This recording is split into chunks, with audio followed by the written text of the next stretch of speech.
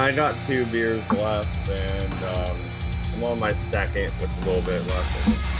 Hey, Jelly Duck, how's it going? Hey, Herpicus. Hey, Melissa. How's it going, everybody? Welcome to the stream. Welcome to the chat. We still got music going, so don't mind it in the background.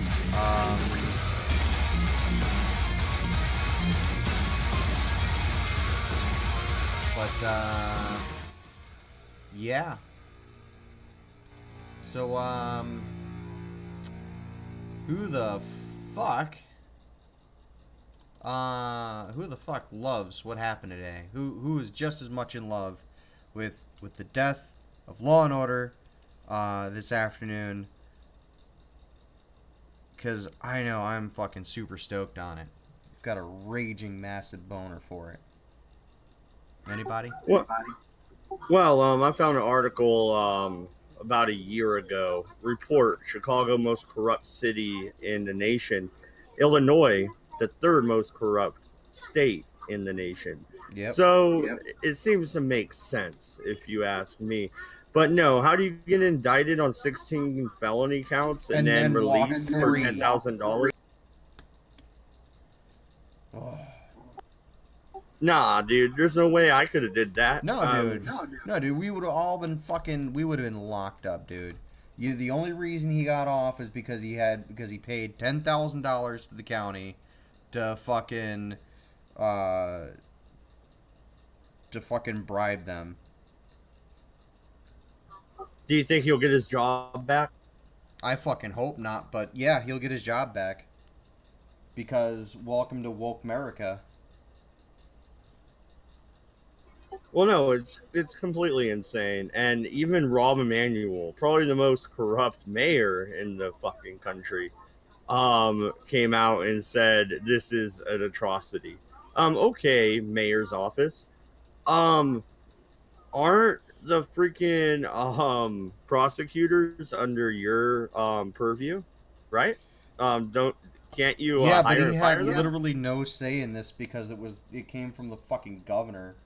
The governor decided to fucking pull this shit.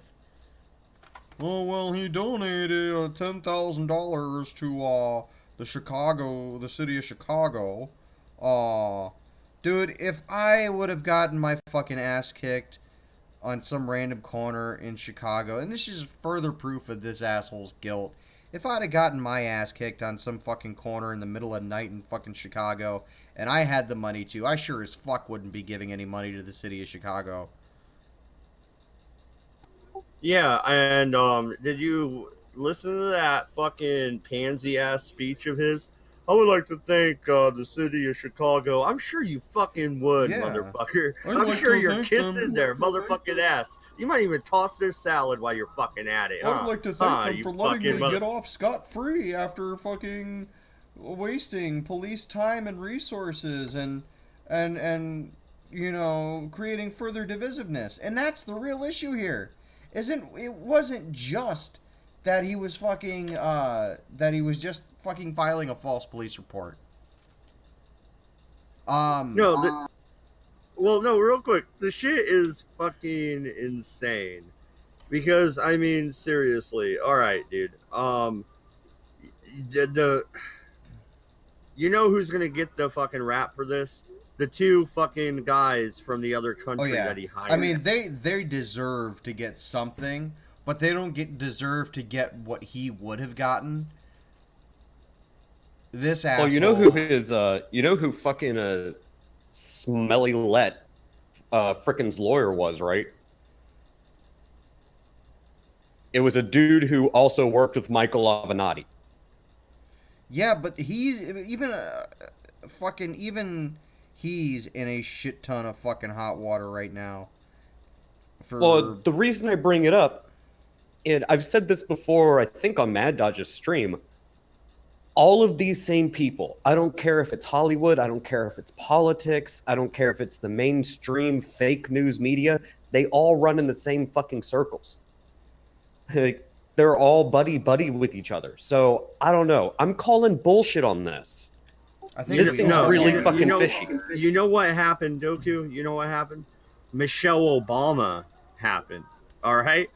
There are rumors swirling about at the very outset of this entire fucking fiasco that Michelle's people were on the phone with the city of Chicago.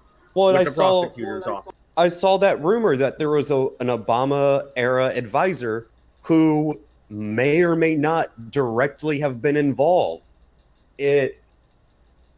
Again, where there's smoke, there's fire. And you know what? It really wouldn't surprise me if that's the case. But I see this and I'm just like, oh my God, dude, like this is just such bullshit. If you, me, or Mad Dodge tried to pull some shit like this, not only would the freaking elitist, regardless of what circle they run in, they would laugh at us like, oh, you're all cis straight white males. We wouldn't get a fucking peep out of anybody. But to see like, oh no, we gotta come run to the fucking defense of Jesse Smollett, somebody nobody fucking knew, who is about to essentially get canned, and all he has to do is canned. They had written him off of the show. Yeah, but then this shit happened. It's like, yeah, you're telling me there's not a protected class? I guarantee you, as a cis white male, I'm definitely not privileged in this country. So yeah, all these fucking assholes pushing that narrative can go fuck themselves. White privilege, fuck you. Where's my get out of jail free card? Right, where's my free $10,000? That's it. Okay, Dodge. I've got a better question to ask you. Where's my free money to go to school because I'm a minority? Don't talk to me about fucking school debt. All right. No, I'm just. Is that not a good example? No, it is, but it's an irritating So then one. Shut your fucking mouth and take it. Take it like a big girl. You shut your whore mouth. I will. I'll shut my whore mouth around your whore mouth. How's that? No. And that no means no. All right, Weinstein? I will not sit on the casting couch. No. Okay, look, Dodge. You have 1,000 subs. I have like 60. Okay? You're Harvey in this instance. I'm sorry to break it to you, buddy. Hey, I'm not that fat. Anyway, moving on. But this is just like another fucking knock at the door of we're gonna get rid of all the laws. I kid you not. I honestly think that, and this is just me and my brain going, I can see where this is going. I could be completely wrong, but I can see this being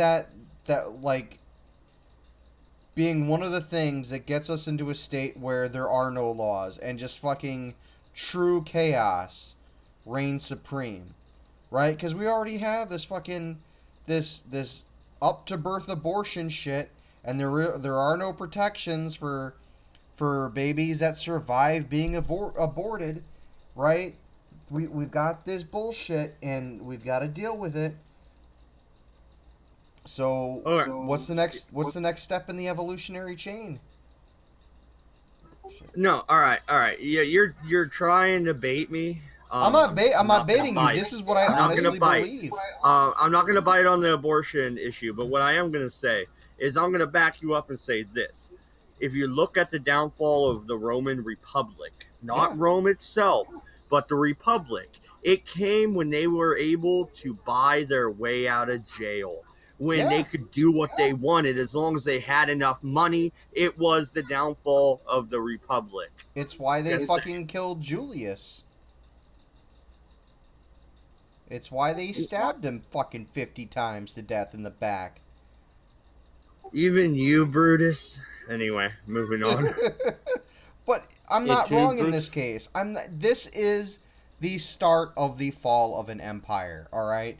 This is how Rome fell.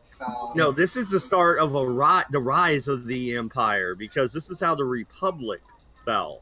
Right now, we are a constitutional republic, but we're already federalized thanks to Abraham Lincoln, and I'm not going to get into that, whatever. I'm just saying we are federalized. When you have already coalesced, and then you start to sell law and order, then you need a dictator to set things straight. And then once you go down that path, there's no coming back. Yep, we have set on the path of the Sith, And congratulations, fucking SJWs, you got your wish. Congratulations. That's Well, does that actually make sense, or are you just making a Star Wars joke? I mean, no, it makes 'cause- sense. They got their wish. They all wanted to hand over power to the Emperor. They wanted the Emperor to be in charge, a nobody from outside of the political arena. Basically handed over to a senator, and they wanted to fucking champion this thing as if it were good and pure. But this is what's gonna happen. They're going to hand it over to they're gonna hand it over to the people who don't have good intentions. Well, no, and let's continue down the road of the Star Wars analogy. All right, original trilogy. Not original, prequel trilogy. Yeah. I know. But okay, look at what the Emperor does in that. He sets his own people fighting amongst themselves and then says, I can fix the problem, and then he fixes it, and then all hail Caesar. Hello? Anybody? Yeah. And then when the SJWs get pissed about the system, they're going to go and blow up the Death Star, which we all know is a bad idea. If they really wanted... Wait a minute. It was a bad idea because they look at how many resources, look at how much manpower, look at how much money, look at how much everything they poured into making a space station. You're taking this the wrong way. No, I'm not. Just hear me out, all right? They poured all this time and energy and power and money and all of these resources into building something, right? Building something capable of taking over an entire star system to make the masses quiver in fear because they wanted to use it as an implement of subjugation, right? That's what the Death Star was. It was an implement of subjugation. It was the objectification of all of Palpatine's desires for the galaxy, right? It was like a personification. No, it wasn't a personification because Palpatine was that personification. It's the objectification. They literally turned his desires into an object of mass destruction, right? Into an object of subjugation because that's what he wanted. He wanted to subjugate people. So now we have this big weapon of subjugation that much money and much manpower and all these other things went into building, right?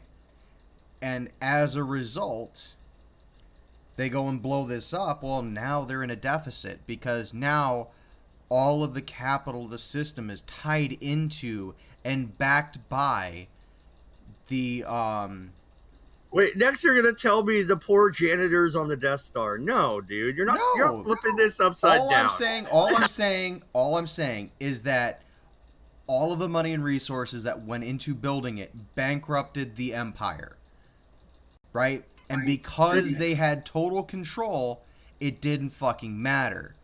No, the Death Star is a symbolism of the over-oppressive state over. That's what I'm saying. It's the humanity, objectification of Yeah, how but you're making it Palpatine like it wants to shouldn't have been subjugate blown things. up. It should be blown up. The rebels aren't the SJWs. The rebels are. No, it shouldn't have been blown up because intellectuals, right? all of that could have been converted into something for good, and they went in and blindly destroyed it. No, So yes, it's like the are like ring. the SJWs. It's like the ring. You throw it in the volcano. You don't keep It's it. not and like the try and ring. make There was something a good out of it. huge difference between the ring and the Death Star. The ring was entirely supernatural. It should not have existed on any plane of existence anyway. The Death Star came from mining resources. It came from materials that could have been torn apart and helped to rebuild cities, to help rebuild civilizations, to help bring families back together. Rebuild after you what? Explode it? You're a Sith, aren't you? Call me what you want. Doku, take him out. Whoever said I wasn't a Sith. All they always travel in I'm pairs. saying is the All way right. I look at it is that all of the shit the Empire took to make the Death Star could have been, they could have just as easily taken apart the Death Star after capturing it, right? Look at what you're gonna capture that much. No.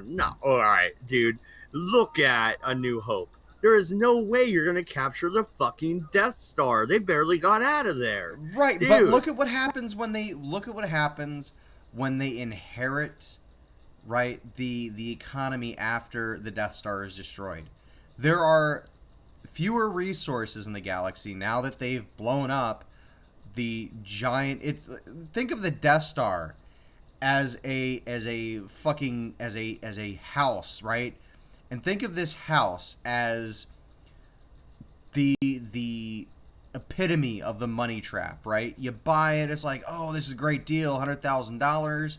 It's huge. It's got a pool in the backyard, and you move in, and the pool's been pulled out the day before you got there. The foundation is crumbling, and you have to sink more money into it for it to be livable again. And that's what the Death Star becomes when you blow it the fuck up. Not the Death Star. That's what the economy is when they blow up. Hey, you know what? I may be a Star Trek guy, but I could argue some Star Wars. And don't argue to me that the rebels didn't want to sink the Empire into debt and do everything you said. That is the exact reason. But then they inherit it. They inherit that debt once they take over from the Death Star. I'm not sure how it plays out in episode 7 and beyond, because I don't fucking care. But when you're looking at just episode 6, right?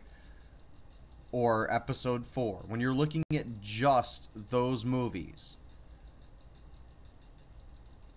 you have to wonder why they would do it, right? Why they would do it, because they're gonna blow up their fucking shit, dude. Why would you do Order 66 when you can have all those Jedi on your side if you manipulated them correctly? And if you're really a Sith Lord, you're good at manipulation. Hence, Palpatine.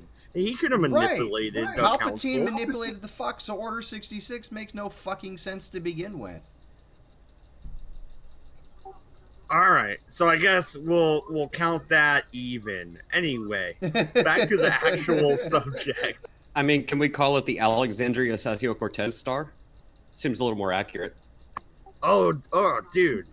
Do you want to get me started on the Green New Deal flopping and the fact that all I'm saying is we can agree to disagree, but I want to make this a point before we move on.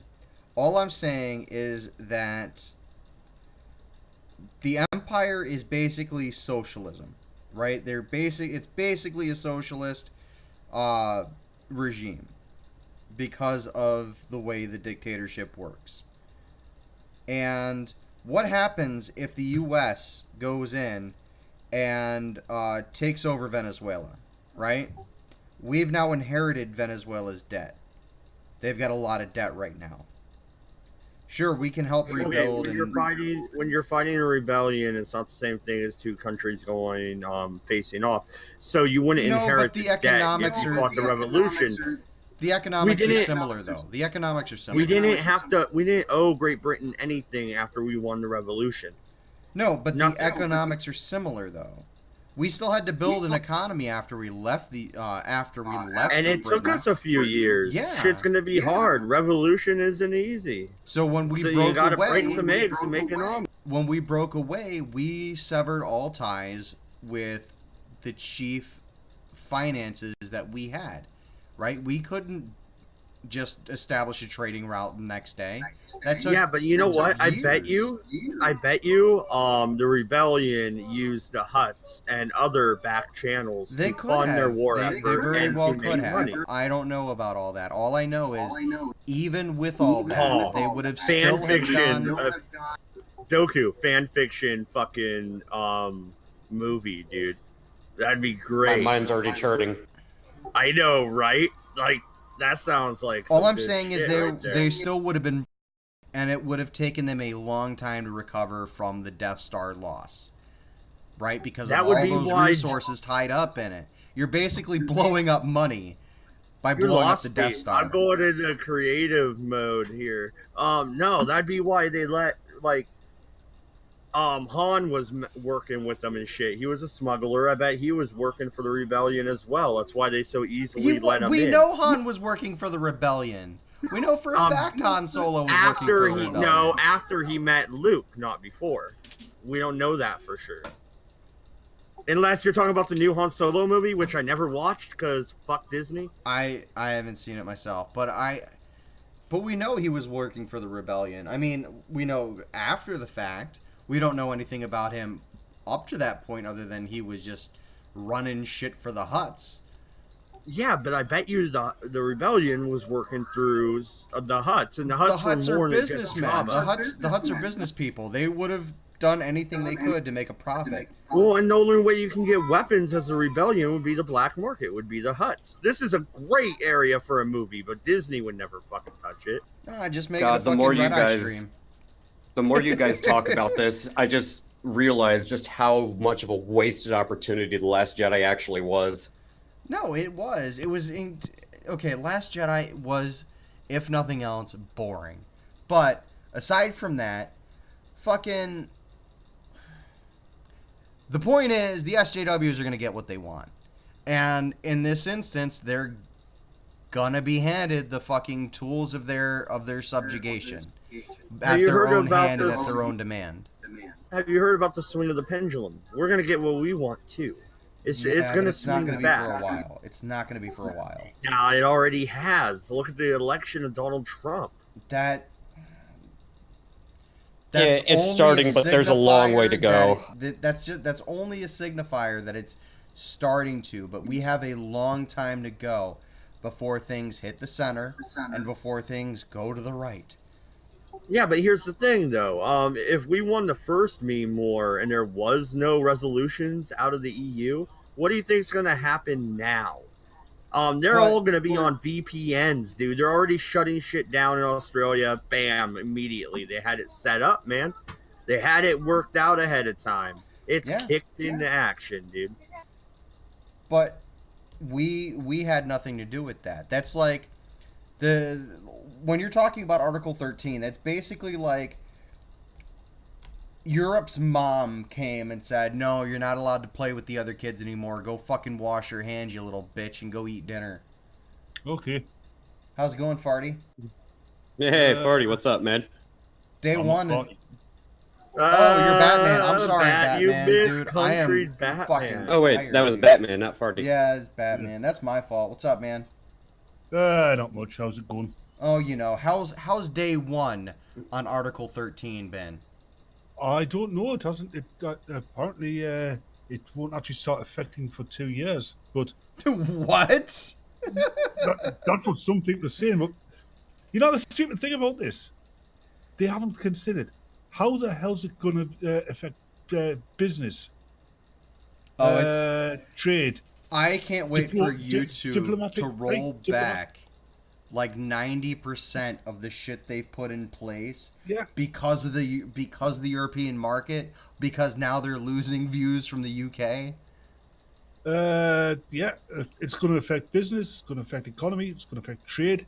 It's going to affect diplomacy, and other relations with anybody outside of the EU. I mean, look what how the Chinese version of the internet's affected them. Not positively. And the EU have decided to take up the same model. Fucking idiots. Censorship is best because we know what's best, and censorship is best. Yep. Sorry, Matt, if I push you out the way there. I didn't mean to. No, you're good. One thing I've got to say about Mad Dodge Mind, for all I take the mickey out of him, generally what he says is pretty much decent. Apart from if it's about baseball. Well, and other than this, I was lurking in Nerdrotic's chat last night. How much did you donate to him, you cheapskate? You're always on my show, motherfucker. See, Herpicus is saying I massacred the lore, but I don't think I did. I'm just thinking about it from an economic standpoint. That's all. And And I'm just fucking with you, Batman. But I did see you there. I was gonna tag you and say hi, but I ended up just going to. You should have. Because no one. I definitely didn't donate. No one at can all. catch the Batman. Depends who's chasing. No, it's funny. I think we watch a lot of the same channels, Batman. I see you in the chats a lot. Yeah, probably. I bet you watch Meta Random 42 as well. Yeah, and Lore Reloaded and Yeah. shit like that. Yeah. But anyway, we could stop shouting out other channels. Yeah, fucking cunts. Yeah, I see you a lot in Mad Dodge Productions as well.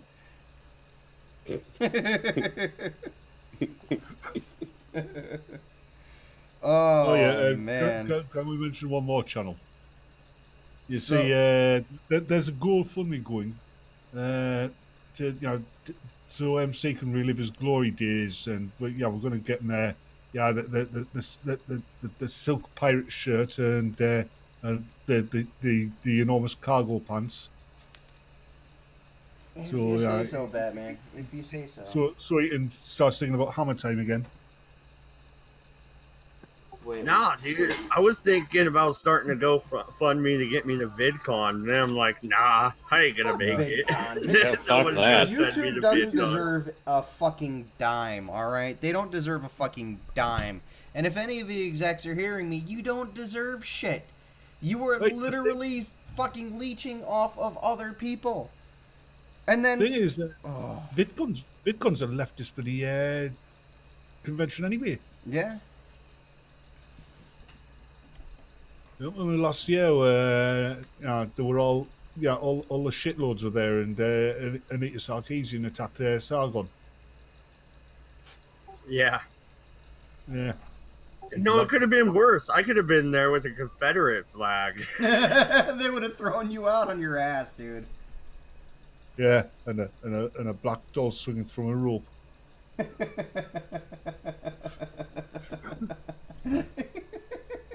But no, man. You're fucking terrible. The corruption in Chicago is quite outrageous. Matter of fact, it is so outrageous. Rob Emanuel says it's outrageous, and he's fucking corrupt. I mean, is he smoking crack yet? I mean, I'm sure he will soon. It's so outrageous. Robin Williams came back from the dead just to make a joke about how outrageous it was. Do you know what title a politician who isn't corrupt and dishonest has? The late. The only good politician's a dead politician? Is that what you're saying, Batman? No, I'm saying the only honest politician is a dead politician. I mean, you can have a good politician that's as corrupt as the day is long. Still be a good politician. Because when you think about it, to work in politics, you've got to be able to be underhanded and sneaky and devious. It's not a job for honest men. All right, Dodge. I don't know about that. There's been a lot of statesmen in history. You don't have to be okay. So you do have to know how to make deals and work with people. That is true. And be a little manipulative. Yep. Yeah, well, you have to learn how to be a little manipulative to do YouTube. You got to manipulate the conversation sometimes. You got to fucking, Let's face it, the only thing we're manipulating around here are our genitals. All politicians do is talk. That's all we do. Yeah, that's the thing. I often think that the politicians just to distract us away from the real government, the civil servants. Because if you notice, politicians come and go, but the civil servants are always there, and the direction of any given country doesn't really change with the people in power, or allegedly in power. And actually, I want to address Herpicus in the chat real quick. I'm going to disagree with you, Herpicus. A good ruler does not have to be a terrible person. The inherent problem with having a good ruler is that they're always going to get crushed under the wheel of the people who are willing to do terrible things. They'll never find themselves in a position of power or in a position of authority because despite those who might be willing to support them, despite no matter how malevolent they might be, there will be someone who will backstab you. There will be someone who is willing to do horrible things to take you out of power, to take your position, and they'll do it by any means necessary. And yes, I chose that term very, very specifically. Yeah. But Godzilla doesn't have to be a terrible person. But that being said, Doku, Trump 2020. Let's make it happen. No, Batman. Winston Churchill. He made some mistakes. He was an excellent war leader. He was a terrible peacetime leader. Was he a bad person? Kind of. Depends. I mean, if you got on his bad side, yeah, he was a bastard.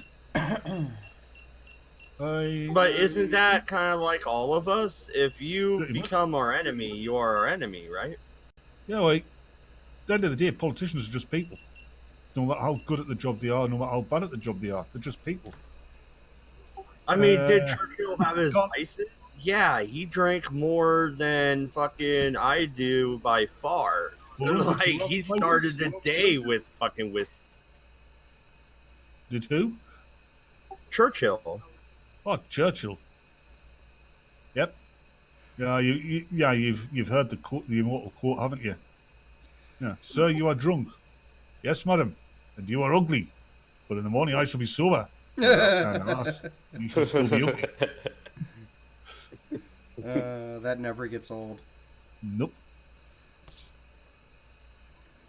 But I mean, look at leaders like him. I would say JFK, but he didn't have enough time. We don't really know how well, how good of a president he necessarily would have been. I tend to agree with the writers of Red Dwarf. I think he would have been impeached. I think he would have been impeached for multiple affairs. They would have ended up probably as a Bill Clinton of his day. He would have, yeah. He would have. He'd have been the first president in the White House to knowingly have had sex with someone in the Oval Office. Okay, so see, the thing is here, Batman did the quote by Clinton. All right, that's why he was going to be impeached. He lied, not because he did it. JFK would have came out and said, "Yeah, I fucked Marilyn Monroe." What? But he didn't. He didn't. So he was asked and he said no. He wasn't asked under oath. No, he wasn't asked under oath, and if he was, he would have said no. Do you want to get divorced? I'm sure he didn't. Well, like you said, that would be Kennedy. I did not sleep with that woman. Mr. President, you're pointing at your wife. I don't know, man. I don't think the president's personal life is any of our business. Okay, let's be honest. I would agree since with we're you pulling out, since we're pulling out this old chestnut, I would like to take this opportunity to say, if my wife was Hillary Clinton, I'd be trying to get some side action too. If my wife I hope your wife isn't listening. If my wife was Hillary Clinton, I'd be learning how to loosen car brakes and make it look like an accident. Regardless of whether or not my wife is listening, Dodge, she's not Hillary Clinton. I bet you're very, very happy about that. Oh God, yes. I don't know a man who would not be happy about that. Well, except for maybe Doku. He's into the fucking soggy tenderloin sandwiches there. I don't know what you're talking about.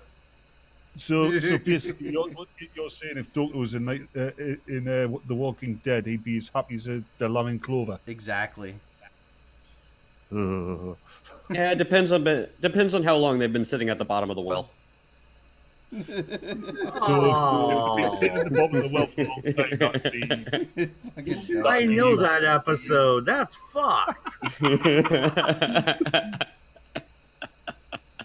Doku. So he also likes them soft and sticky. Soft, but only a little bit sticky. Kind of like some watered down maple syrup feel. A bit of advice. When your dog tries to bury your girlfriend, I think she's a bit too far gone. What can I say, man? I like chicken and waffles sometimes late at night. I don't know. Oh my God, we've said this before and we'll say it again. We're going to hell. Herpicus says necrophilia is still less shameful than being attracted to Hillary Clinton. I would tend to agree with Herpicus. Yeah, look what it's done to Bill Clinton. We at Mad Dodge Productions do not necessarily kink shame, but damn, Doku. Here at Exiled Opinions, we don't necessarily kink shame, but what the fuck were you thinking, man? You're in the Batcave. Just being honest. Necessarily kink shame, but is that what you call your butthole, Batman? No, that's what I call the big cave which I'm sitting in. Oh, okay. So, Bat Computer is not a euphemism for your penis? Nope. Neither is the Bat PS4. So speaking of the death of Law and Order, how about the death of the UK? Batman, dude. Do you have your torch and your pitchfork ready? It's got to be a tiki torch, though. It can't be any other kind of torch. No, he's British. They get the old school torches. Thank you very much. Actually, ruin my fun, don't you? Actually, I was thinking about really thick arrows, right? Hollow, filled with as you Americans call it, gasoline. Petrol? Yes, petrol. Thank you. Light them, fire them at your targets. Watch the suckers burn. You'd want kerosene. It holds longer and it doesn't evaporate as quickly. Oh, so Guy Fawkes Day is coming early this year. Yeah, but what would be even better is if the arrow, like when it hits the target, it injects the petrol. Oh, so you're looking for like full-on immolation? Yeah, you'll want kerosene and not gasoline. Because kerosene holds for longer. It doesn't evaporate. And possibly mix some phosphorus in it. Seems it's getting injected. I mean. Oof. Now you're just looking at it. Just have a party. Dude, real quick. My daughter's dumbass cat. We bought a new mattress, so we had a mattress sitting against the wall for a little while, so I took it out today. To me, out of the corner of my eye, it looked like a ghost threw her against the fucking wall. I guess she leaped, trying to jump on top of the mattress that's no longer there, and fucking nailed the wall. Oh, fucking cats. Yeah. It straight looked like a ghost threw her. I'm telling you, I was like, holy shit, my house is haunted. Melissa says she can't see the comments that we keep mentioning on stream. If you look over to the right of your of the actual image, you'll see them there. Yeah, my cat. I've had some fun with my cat when he's trying to leap on stuff he fought. One of the tables in the other room. I don't like him getting on it, so I put this tablecloth on it, but not where he could see it, but just on the edge.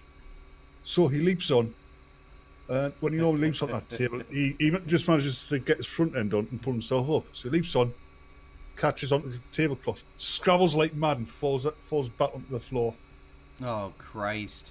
I wish I'd had a camera. Oh.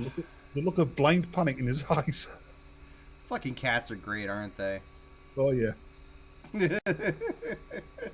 They're your best friend when it's dinner time.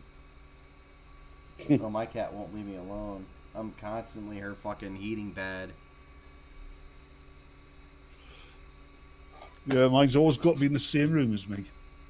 Yeah. Herpicus says you need to get the hell out of Dodge ASAP, Batman. Didn't know you guys had that kind of relationship, but all right. Oh my God! Because I've never been in Dodge. Fun and fact. He's never been in me before you say anything. Fun fact. That phrase is actually derived from Wisconsin here. I thought because Dodge there's City. No, thought it was Dodge County, Wisconsin. Thought it was Dodge City. Or as it was more commonly known then, Dodgy County. Is that where Whitney comes from? I couldn't tell you. All right, so back to good old Juicy. All right, is he the luckiest motherfucker ever, or No, he's just the most. He's just the fucking. Oh God, I can't even say this without going off on a fucking rage tear. Someone else take it. He's basic proof that Western civilization is a two-tier system. Yeah, if you're rich and famous, you can get away with fucking murder. Oh yeah, we've known that for a while. I just had visions of white Broncos. Why they got to be white Broncos, huh? Well, and they're going about 20 miles per hour. Yeah. Down the street in LA. Where was the dog walker with the Bronco? Am I like the oldest one here? No. No. I know what you're talking about. That's why like the dog walker is there, right? I'm not American. We're talking O.J. If the Simpson. glove doesn't fit, you must have quit. No, dude, Dodge, you and I are around the same age. Doku's younger than us. By like 10 years. Wait, how That's old why are you he's a guys? hippie. Yeah, Doku's a hipster. He's not. Doku's too lazy to be don't a call me hippie. a. He's a hipster. Don't call me a fucking hippie or a hipster. Yeah, Doku's neither of those things. See you later, Herpicus. Take insult. Yeah. Doku, Later, Herb. I see it because I agree with you, Doku. You're not a hipster. You're not a hippie. I hate both of those fuckheads. Yeah. Actually, I thought Doku was about my age. I'm 34. I'm 29. Yeah. Yeah, see, he ain't that much younger than me. Yeah, Doku's a new age traveler. That's just as bad as saying hipster. That's worse. Son of a bitch. God damn it, Batman. Hey, Doku, did you take a trip around Europe just to find yourself? No, I did that Why in the fuck would I waste my money on that? Dodge, no, he did that in the shower this morning. Oh, yeah, totally. I You're not took a supposed to trip say around- that when I'm taking a drink of Just beer. imagine, can't you? I took a trip around Europe to find myself. Hell, I just looked in the mirror and I found myself. Well, you're already in Europe. I mean, sorry. An island Okay, very close to Europe with a tunnel connecting the two. How are you yeah, not in yeah. fucking Europe?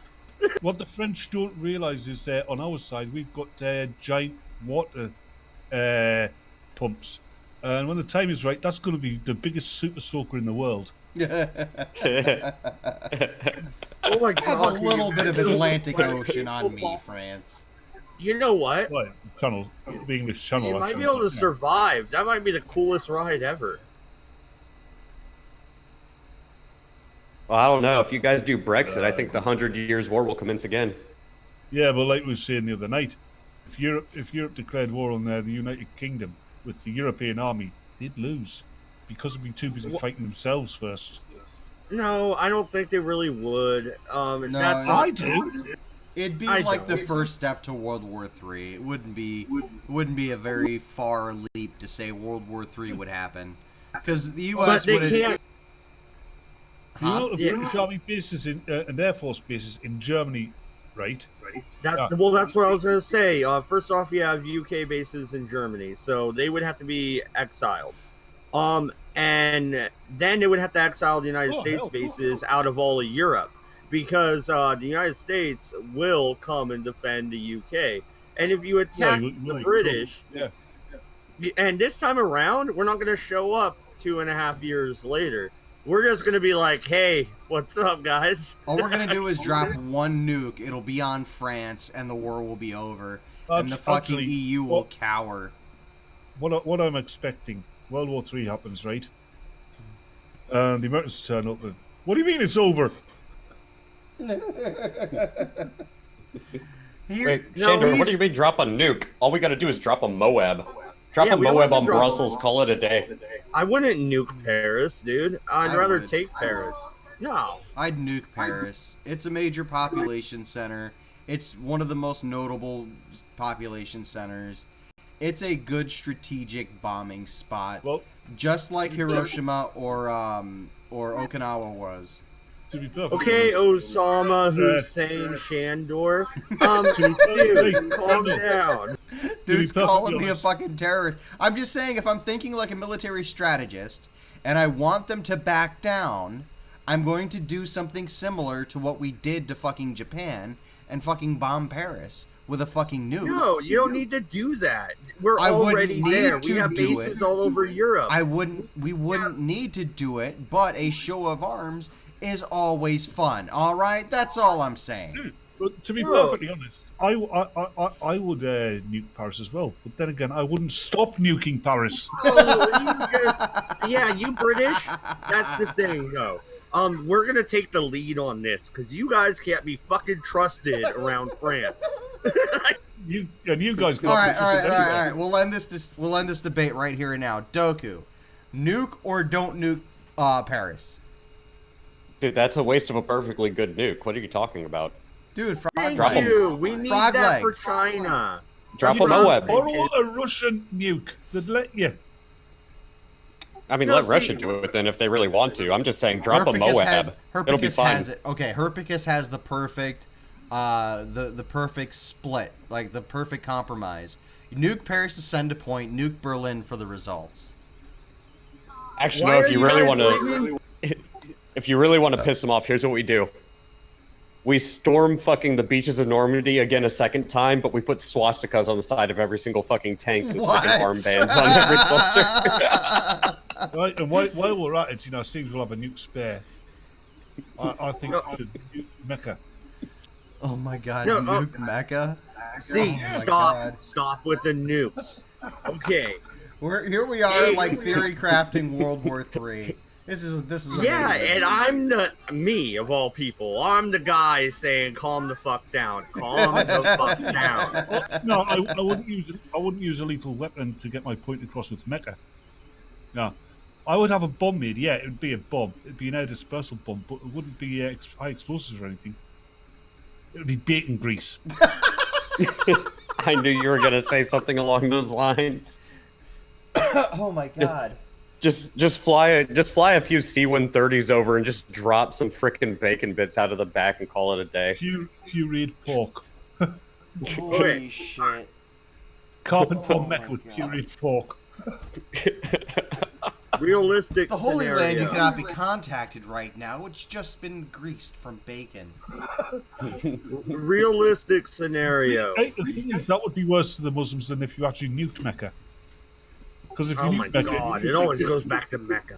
it gives them a rallying point to fight you against, right? But if you just drop shit on it, Oh, dude, I just realized what you need for peace in the Middle East. Israel doesn't need a wall. Just make a moat and fill it with bacon grease. The frickin' Hebrews have got to sit on one side and the Muslims got to stay on the other. no, the Hindus aren't bothered about pork. It's beef the Hindus don't like. Yeah. Oh, wait. Okay. No, yeah, I meant Hebrews. Hebrews, not Hindus. I'm a little drunk, so Hello. pardon my slip of the tongue. Shut up, Dodge. We're talking. Oh, Go back to bed before I tan your ass. That's a horrible thing to say. You wouldn't agree. I mean, it seems like a peaceful solution, right? Go ahead, Dodge. logical scenario. The EU starts freaking out at the British. War erupts. United States triggers NATO. NATO is all of Europe. Half of them go with the U.S. The other half don't. They are gonna fight themselves. I agree with you now, Batman. Yeah. The more I think about it. Dodge, in that scenario you just put forward, the only two that wouldn't go with the US are France and Germany. Everybody else would. I think Russia would end up staying out of it, if I'm being honest. No, Russia would send in film crews for the lols. Look at these dumb pieces of shit fighting each other. You can see these Russian drones flying overhead, and they're not carrying weapons; they're carrying cameras.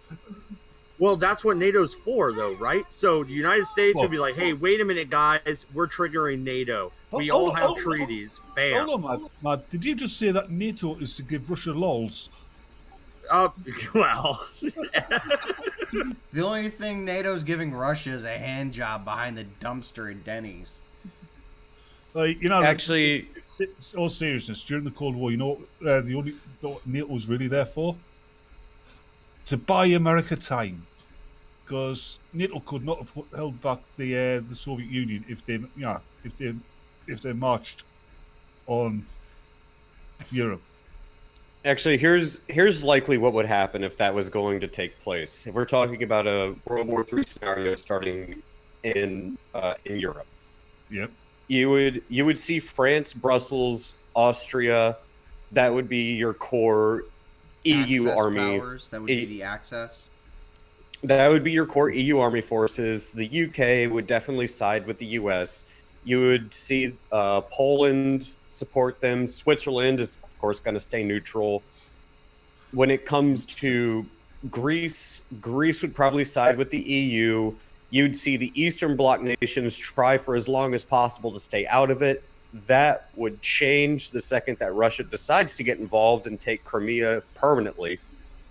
And then you're going to see those groups get involved with Ukraine, which is going to push back against it. You're going to see all the Eastern Bloc nations go to war with Russia. They will likely get involved with China. You're going to see a three-front to protect their interests. And then you're going to see Israel, which is, of course, going to side with the United States. Likely, but depending on who the sitting president is of the U.S., though, that could shift to them siding with the EU as opposed to the U.S. That would be an interesting flip-flop. You know, Lord knows what would happen. I think the first thing Doku. Carpet bomb the West Bank. Well, no, Doku, what you're saying is pretty much a World War I scenario. What interests me is the current negotiations with North Korea. North Korea would see the explosion and see an opportunity. They declare war on South Korea. They would want to unify under them. And then actually, Japan go to action there. And then China against Japan, U.S. against China. Bam, the entire world is in flames. More likely than not, considering recent developments, what actually would probably happen is that North Korea would see an opportunity. They would side with South Korea, Japan, and the United States, and they would try to take control of the South China Sea. Yeah, that's what they would do. Yeah, they use that as their way. They use that as the foot in the door to annexing South Korea after the war. And if China tried anything, Russia would seize the opportunity to come into their undefended western borders. And that's in the entire Middle East, specifically India and Pakistan. That would be a shit show. Iran would go after Israel. And you're looking at least 4 different groups that would essentially form coalitions with each other. And it would completely reshape the boundaries, the same way that it happened in World War I of what the global... India would not form any kind of coalition with Pakistan. They would India would stay neutral, I think. They would be in the same boat as... I think India would probably try and nuke the hell up Pakistan. Well, since we're doing this thought experiment, guys, your opinion, would there be a ground war within the United States mainland? Maybe on a coastal probably region. not. If it did happen, it would be on a coastal region, but it would almost certainly be air warfare and definitely surveillance warfare.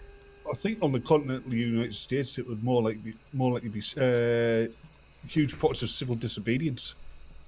Well, you might see some ground conflict in either Florida, Texas, New Mexico, Nevada, California. You might even see some insurgency activity coming from Canada because they'll likely side with the EU and Germany, France. Unless they're sitting with a more I don't buy that. I don't buy Canada going against the UK. Sorry, Frank. No. Go ahead. But I don't. Unless they were sitting with a more conservative prime minister. That was caveat. When I say insurgency, I don't necessarily mean Canada declaring war against the United States. I'm saying you would see insurgency and insurgency efforts move forward into the United States and consider covert warfare. The same kind of crap you'd see with like KGB sleeper agents, shit like that back in the 60s and 70s. What I would wonder is the South American continent and Central America, where they would side, because that could create problems within the United States. Because other than that, we would have to rely on our missile defense grid and hope to God we don't get nuked. Well, I think Brazil would definitely go to war with Venezuela and Cuba with the current state of politics and the current characters in office. So you'd see some conflict there, but I don't think it would be anything nearly as significant as what you would see in Europe, Asia Major, and Asia Minor. What if Mexico made a move for Cali? They can have it. Then you'd see conflict there. They might take the coasts, but consider it sort of a Red Dawn sort of scenario. If that happened, they could take it, but they won't hold it. They simply don't have the finances, the military, or the manpower. What you do is you firebomb California, Oregon, and Washington. You can see the whole West Coast up in flames, and then you can drop paratroopers in. And Dodge, are you advocating for fireballing your home state there? No, I'm saying that's how you could do it, though. Damn, here I was hoping that it was a, hey, it's an open invitation, come bomb us. No, we'll have guns and we'll be ready. But Batman said Discord is being a dick to him.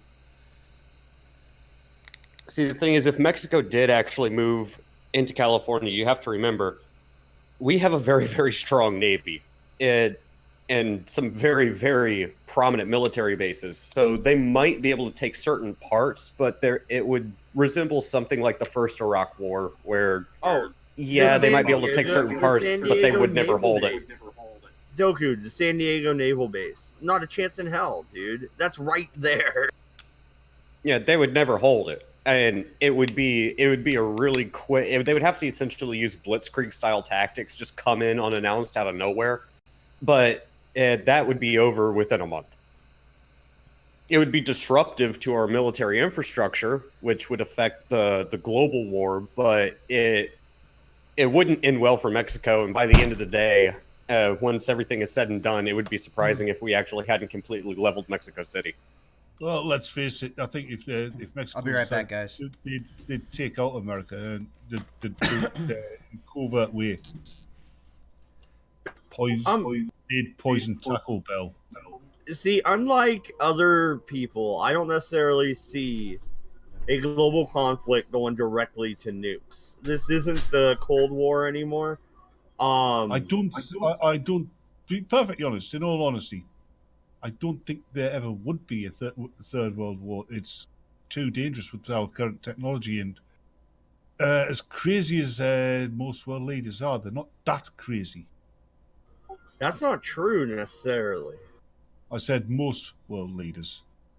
Yeah, but the thing is, though, you can always get somebody who, okay, nobody wants to fire the first nuke because everybody else will fire them. Well, I'm not going to fire them. I'm going to use my naval, air, and ground forces and do this conventional, and I'm going to take territory. Look at, the 6-Day War?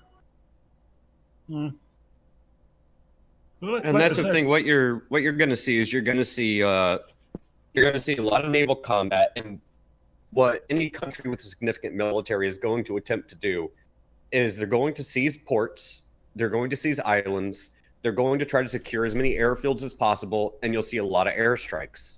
That's really where the nuclear facilities. The only nuclear armaments that are going to be really feasible after the beginning year or two of said war would be submarine based. Well, no, you won't see nuclear strikes. You'll see JDAMs. No, I'm saying you're gonna strike the nuclear facilities. You're gonna hit Cheyenne Mountain if you're against the U.S. If you're against Russia, you're gonna bomb their silos.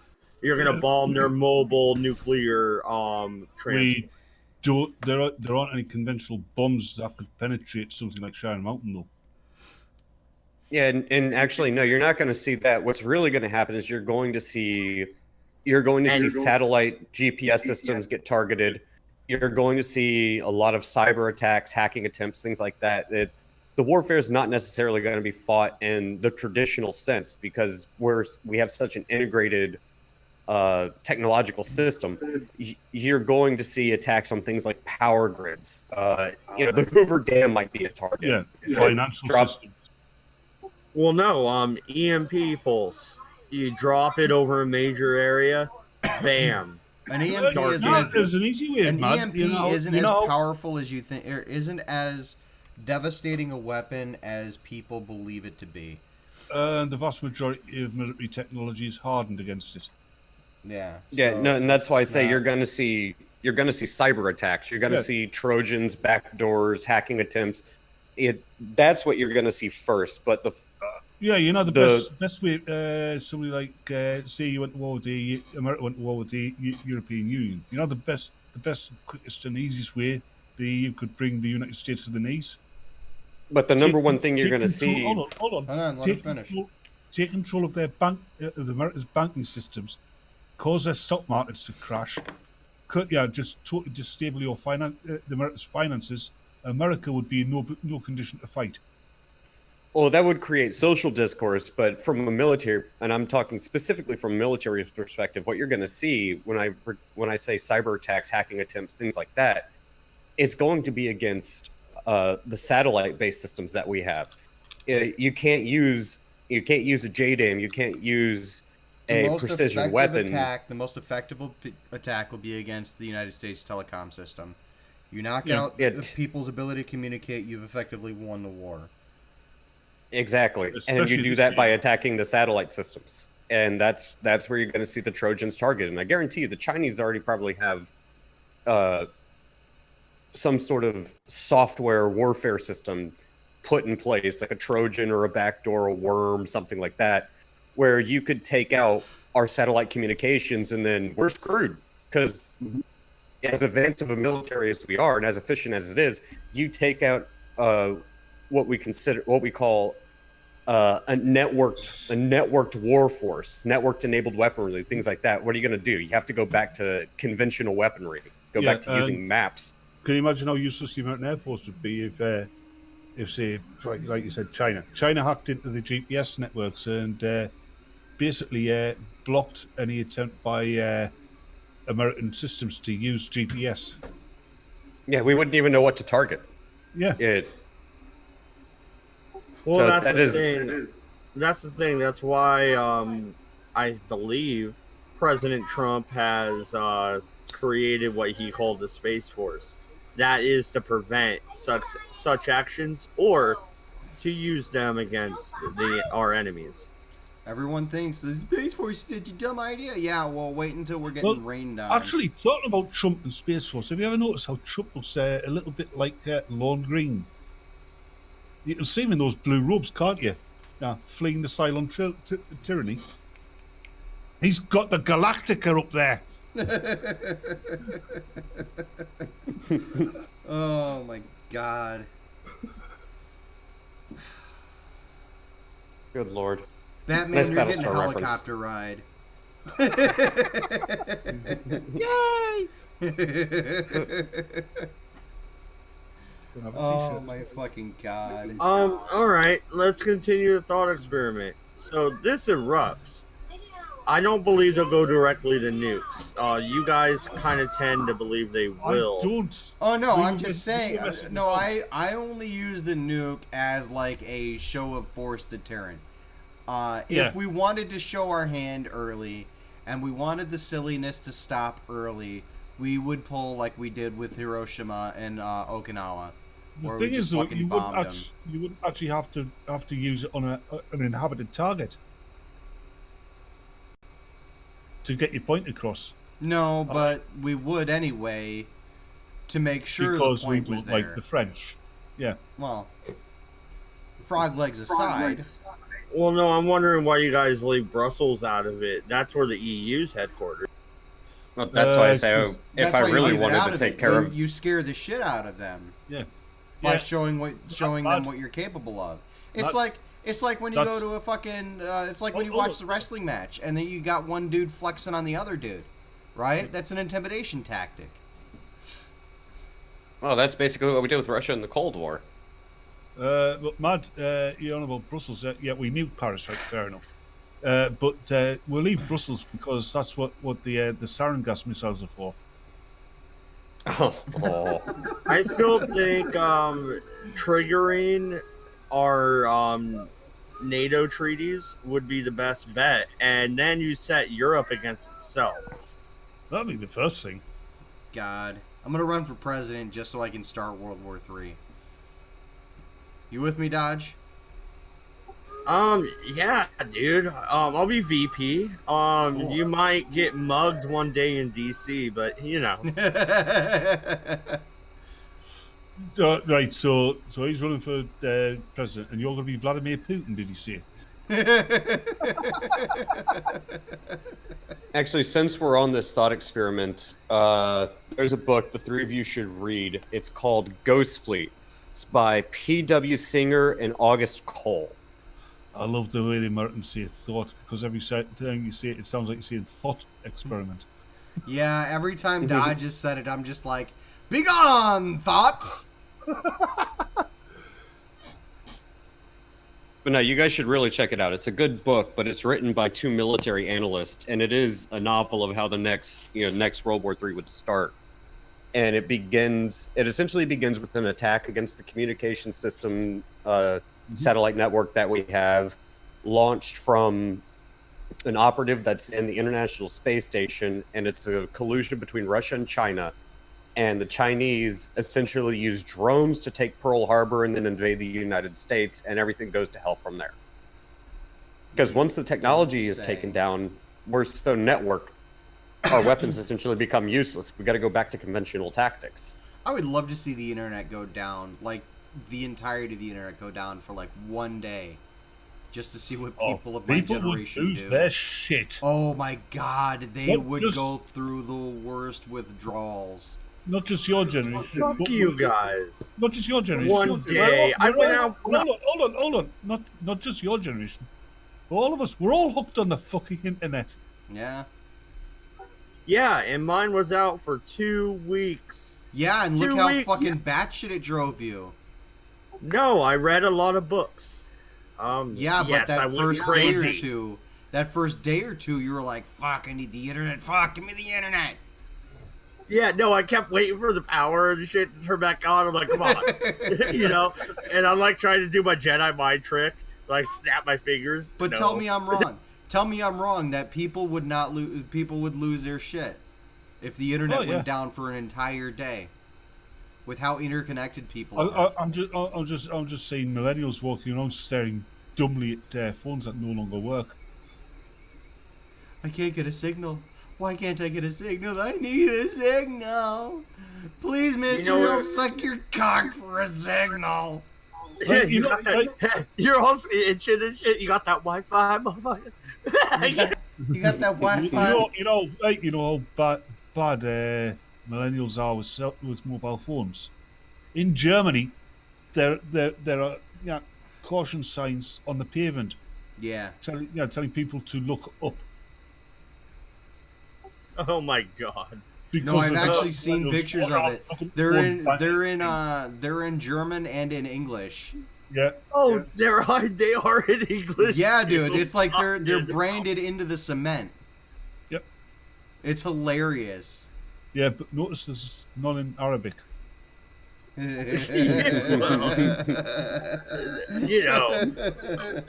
They have pet rocks, not cell phones. Yes, they do have cell phones. You're a dick, Batman. Fuck you. They do have cell phones. They creep up behind somebody walking down the street with a cell phone and just run off with it. I like that. Have you never seen these motorcycle bandits? I lost cell phone. We all tend to be from a certain persuasion. Oh my god. So Batman, when am I coming to the when I come to the UK, are we gonna go into are we gonna do some roundup gangs? Yeah. All right, cool. For a second there, I thought you said some rounders games. Why would I say that? It's what we English call baseball. No, roundup gangs. We go around rounding people up. I see what you mean. No, we'd be doing beat up gangs. See, there you go. Just go We're on round, beating up gangs. rounding them up. I tie them up, drag them behind the truck. No, you just go up to them.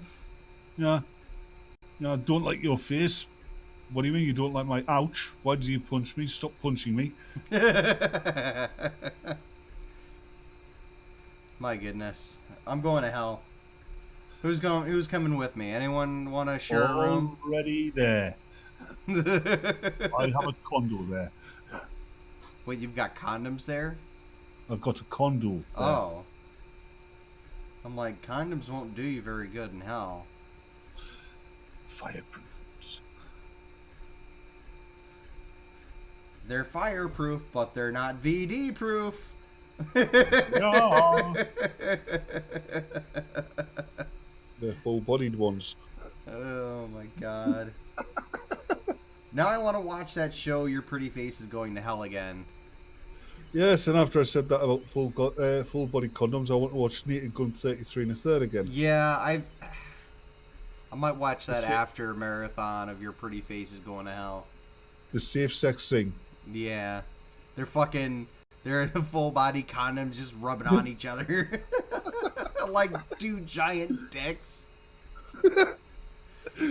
Oh my god. You can't get away with that joke now. It'd be homophobic. And sexist. Oh my god. Why couldn't it be shaped like a vagina? Do you have protection? Yes. Ching ching. Oh God! Can you remember the scene from Police Academy when Tattleberry was on his honeymoon? Yeah, and they're getting ready for bed, and you see Tattleberry take his sidearm off, and then she takes hers off. Then he takes out his hold-up pistol. She takes hers off. Yeah. And ends up with the with sock suspenders. two piles of guns under by the bed. And the sock suspenders, dude. What the fuck was with the sock suspenders? Oh my god. It's incredible. And I think we've lost the other two. Oh my god. Hey, where are you two dicks?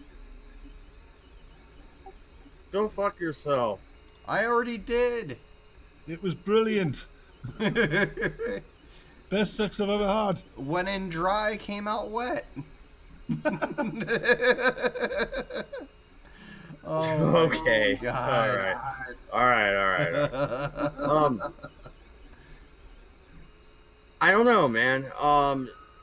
The whole idea of another world war might seem far-fetched, but if you see the ramping up all over the world, it's not really that no, we're far-fetched. close. We're a hair's width away from World War III.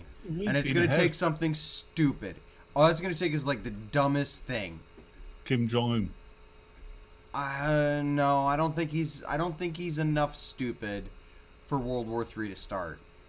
He was taking practice shots at the United States. Nah, they didn't really get that far though. They fell in the Atlantic. Well, no, dude. If I was president, that's because the rubber band he was using was not strong enough. If I was president and he did that shit, we would have already taken him out. We wouldn't be negotiating right now. So good on President Trump. I'm a libertarian, and I would have fucking wiped his ass out. You're shooting at us? Wait, you would have wiped his ass?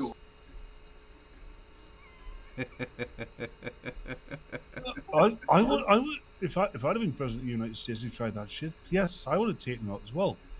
It would have been a clever, a specifically placed operative. Top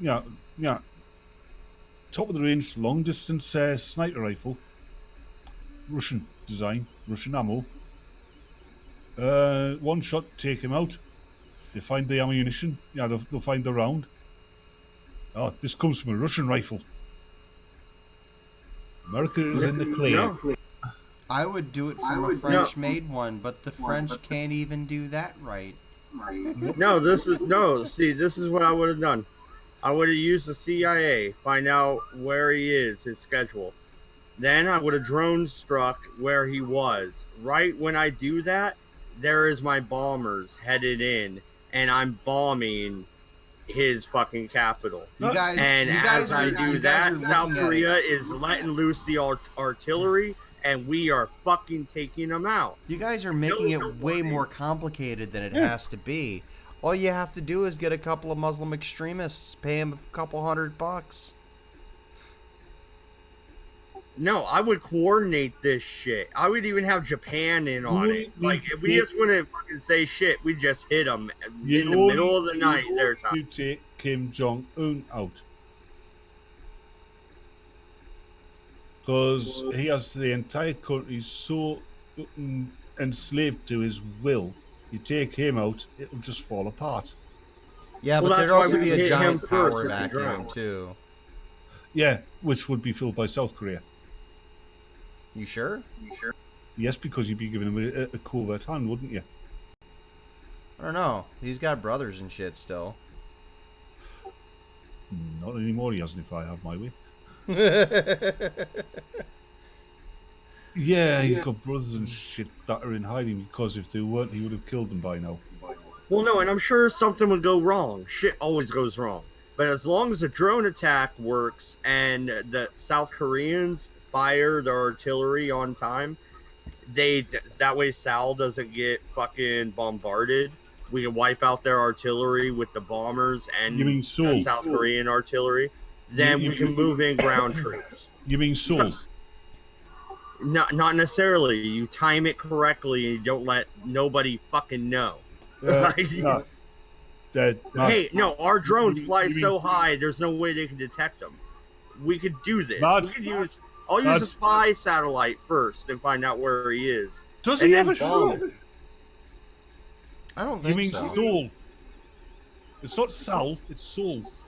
Sal, fucking Batman, Batwoman, what? Okay, Maid Dodge. Maid Dodge. No, Come Maid clean Dodge. my I house. made bad now. That's all it took. Thank you. I didn't even have to kill anybody. Oh my god. Is this our future? It might be. Are we? You know what? I think Doku, are you still around, dude? No, I'm here. Okay. Doku, I think it's our lot in life, you and I, to start stirring the pot. Not opposed to it. It's kind of what we've been doing this entire time. Yeah, I think we need to take a more active role in doing it. Hey, show of hands. Let's see an exclamation point in chat if you wanna see us start to stir the pot over on Exiled Opinions a little bit more. But no, like maybe my whole idea for North Korea here is probably based off the fact before I came over here to Discord, I was playing Civ, and that's exactly how I took out Germany. Like I just sacked Berlin exactly that way. Oof.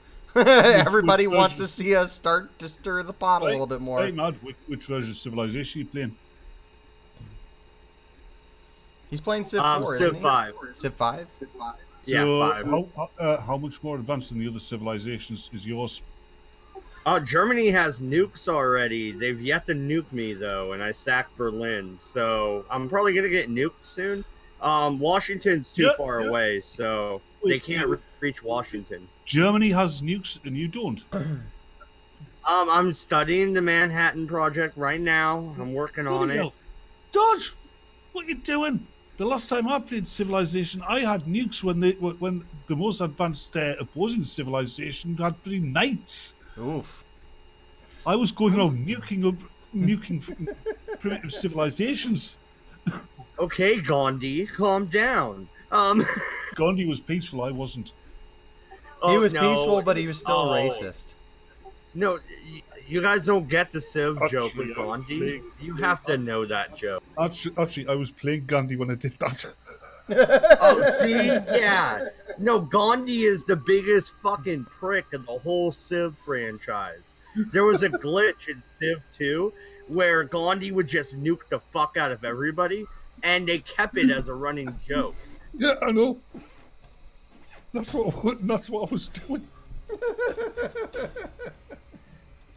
It was even more fun when I had the giant fucking killer robots. The giant no, I got- killer robots. Yeah. They have giant killer robots. That's true. Oh, that's great. The last time I played an RTS was, I don't remember which Command and Conquer it was, but they had just introduced the Tesla Towers. Oh, that was Red Alert 2. Yeah, it was one of Or no, them. It was Red Alert. No, it was the it was first- Red Alert. No, it was the first Red Alert. Yeah, Yeah, it was the Red first Red Alert. Alert. They It was fucking, one of the- they fucking And introduced chat, I full was Teslas. talking about DC, the capital of, because I'm playing as US, obviously. So yeah. Mad, one of the things I did that I found effective is establish how far I want my country to expand initially, secure the borders, and then just sit there and plow all of my resources into developing technologies. Oh wait, Well, since see, we're talking of, wait, hold on, Oh, Mad Dodge. real quick, Doku. See, I Alright. play on marathon mode and I turn off the deadline, right? So this is a long term. It's almost like playing Risk. So this time around, I started in Africa. So it's still USA, but I guess it's the United States of Africa. But anyway, I go. no, I have- slowly and I just attack people, but Greece and them and their city states, how they always get them to vote for them in the later rounds. I wipe out every city state I come across. I'm like, fuck you, you're mine. I annex every territory also. A lot of people use puppets. I annex. It's mine. Get over it. Yep, because that way you get the full resources. Oh, dude, you should see the way that I used to play of oh, what the hell is that fucking game? Empire Earth.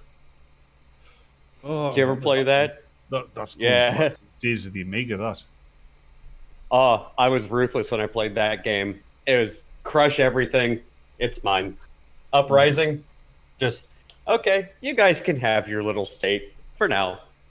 Just know that I'm gonna show up with a superior army and crush you. Well, no, and at the beginning of the game, I try to play politics, and I might donate a little bit to one country, try and get them on my side a little bit, and make deals and shit. But then they backstab you, and then for the rest of the game, I'm like, "Fuck off, die." Yeah, we are enemies forever now. Like I said, I secure my borders, give myself a large enough space, so grow shit, resources. And until I don't move out, generally don't move out of my country until I've got at least gunpowder and rifles. And usually I've got that way before anybody else has. So then I just go on a conquering spree. Oh, you've got chariots. That's nice. Cannon. That's the way I've always played strategy games. Is I get enough territory so that I can support a large army. I need the resources, secure everything.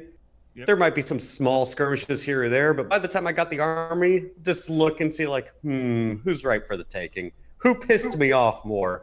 I don't know. At the very beginning, you could have a very small military, and you could take out on like Rome right at the get-go. Sack Rome. Rome's yours. Rome's dead. It's gone now. That's one big fucking problem you don't have to deal with. Oh, Well, see, if you use the- when you've got yourself technologically far superior advantage to the computer players. Rome's the last time I played, Rome had this big fucking empire, right?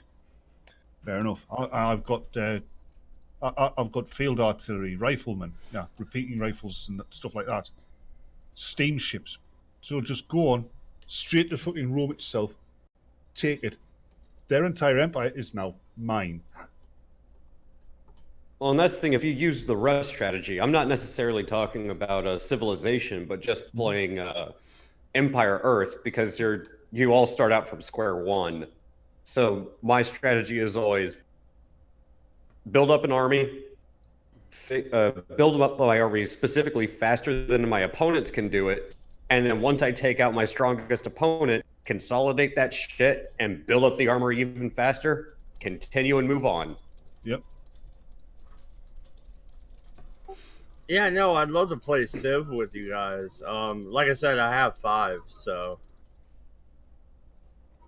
Once I get my tower set up, I'll play with you. Well, no, and I'm gonna get a new computer, so I'm gonna end up getting 6 probably. But I still own 5. Computers. No, Civ 6. Smart ass. Yes, I am. Thank you for noticing. But no, anyway, we're probably losing viewers by geeking out on Civilization here. Yeah, it's the first time I've seen the watching now figures in negative numbers. Actually, no, Mad Dodge, I want you to get Warhammer Total War. Changing the subject radically. Has anybody seen the trailers for Brightburn? I have not. For what? Brightburn. Bright burn? Yeah, it basically looks like a twisted Superman origin story. They find the childless couple. Doku Find small child. Find a small I heard child. about it. It turns out he starts to exhibit like strength and all this, but he goes on a fucking rampage because he's getting bullied at school, and then he's starting to develop these powers, and he's about 11-ish. It looks like it's a good film. Oh, I heard about it, but Carl was talking about it on our Discord. Yeah, you want to check out the trailers. Yeah, Carl was Heard about talking it, I'm just not for that- a while, Doku.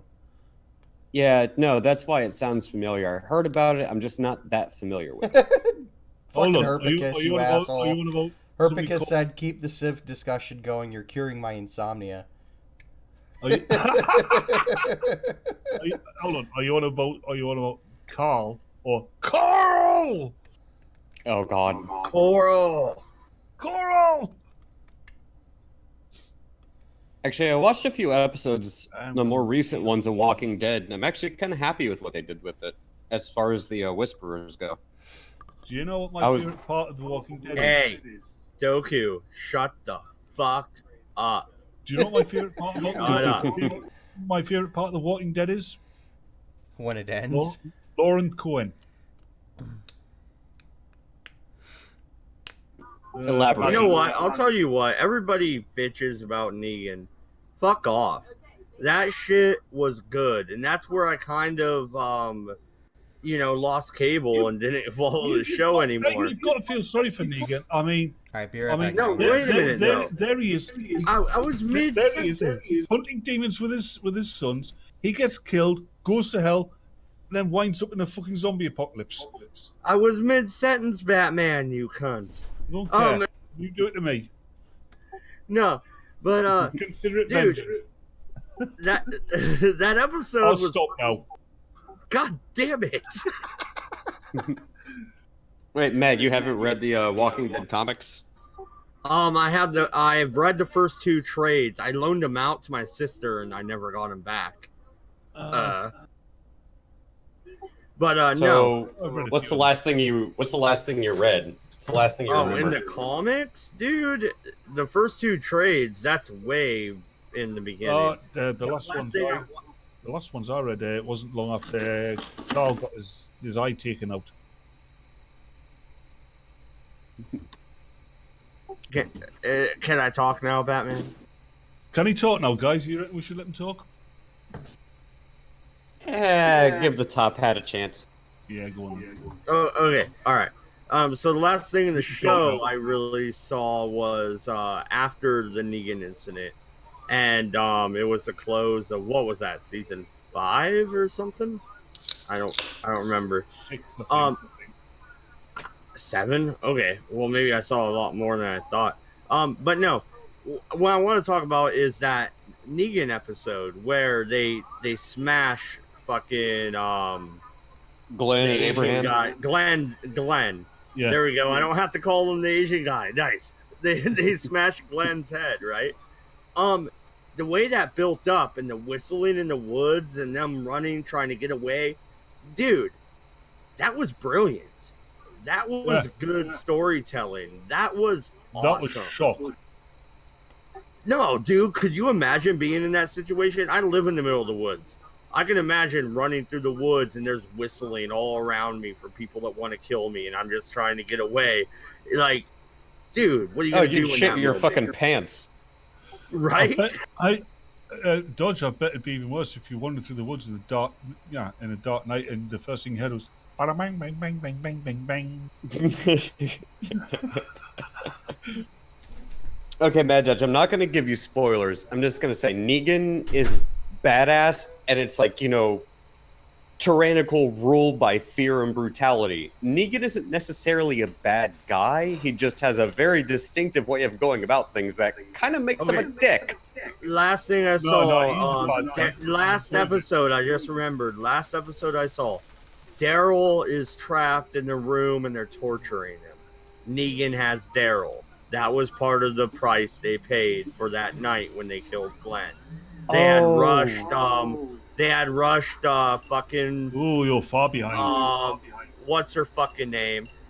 God damn it. I can't remember her name. so- It starts with an M. But Michonne. whatever. No, not Michonne. Michonne. Maggie? Then Oh. it doesn't start with an M then. It's the pregnant bitch. Glenn's Maggie. bitch. Maggie. See? Yeah. The other Yeah, M bitch. the hot one. Yeah. Oh, yeah, so you 'cause- so you didn't get to see the We're on Easy Street. You didn't get that opening? we're on. So No, no, I don't think so. so you didn't Damn. see the bit where Negan killed Rick? Don't listen to Batman, he's fucking with you. No, he's not. I already know Rick dies. Yeah, Negan. No, I'm not going to tell you who killed him, but it wasn't Negan. And I don't know. Carl's dead. Actually, we don't know if Rick gets killed. Oh, yeah, it's Rick's gonna open-ended. pop up over on Please, fucking they Fear the Walking tease Dead that- along with the rest they of the tease cast. Rick What the dying fuck? at the end of every fucking season. Yep. But no, what I wanted to He's- tell Mad Dodge, Negan is badass and rules tyrannically with shock and violence. Wait until you actually catch up and see the Whisperers, because those motherfuckers are creepy. Pasta Those sauce. motherfuckers are creepy as shit, and I'm Well, I've heard- glad The Walking Dead did not tone it Hey down. guys, Right, pasta don't- sauce is in don't the think- chat. He says, "Yay, stream is actually working." Yeah, God, after last night, fucking YouTube Yeah. Don't they- bastards. yeah, the Whistlers, they certainly surprised Jesus, didn't they? Yeah, that they No, did. don't kill gay Jesus. I didn't say they killed him. I just said they surprised him. Because I killed remember him, Dodge. Jesus, and I They killed him. saw They stabbed him in the face. and the night motherfuckers, those fucks. Oh, the Kingdom the people? dude- Yeah, the With dude Ezekiel? with the goddamn fucking that crazy little fucking bastard. Ezekiel's a fucking badass. You think Oh, everyone's a listen, badass? Hey Frank, watch Goblin Slayer. Glass is a badass. How come in the comics, right? What do you call it? I forget the name. She was one of the two sisters that was with Dale. I don't fucking remember. The one who didn't get turned into a zombie. The crazy one or the pussy ass one? The blonde. Yeah, the blonde. Oh, yeah, I don't remember. Wait, the are name. you talking about goddamn fucking oh shit. Andrea. So, and yeah, no, she ends up with Rick in the comics. I know that much. How come Andrea in the comics is a badass?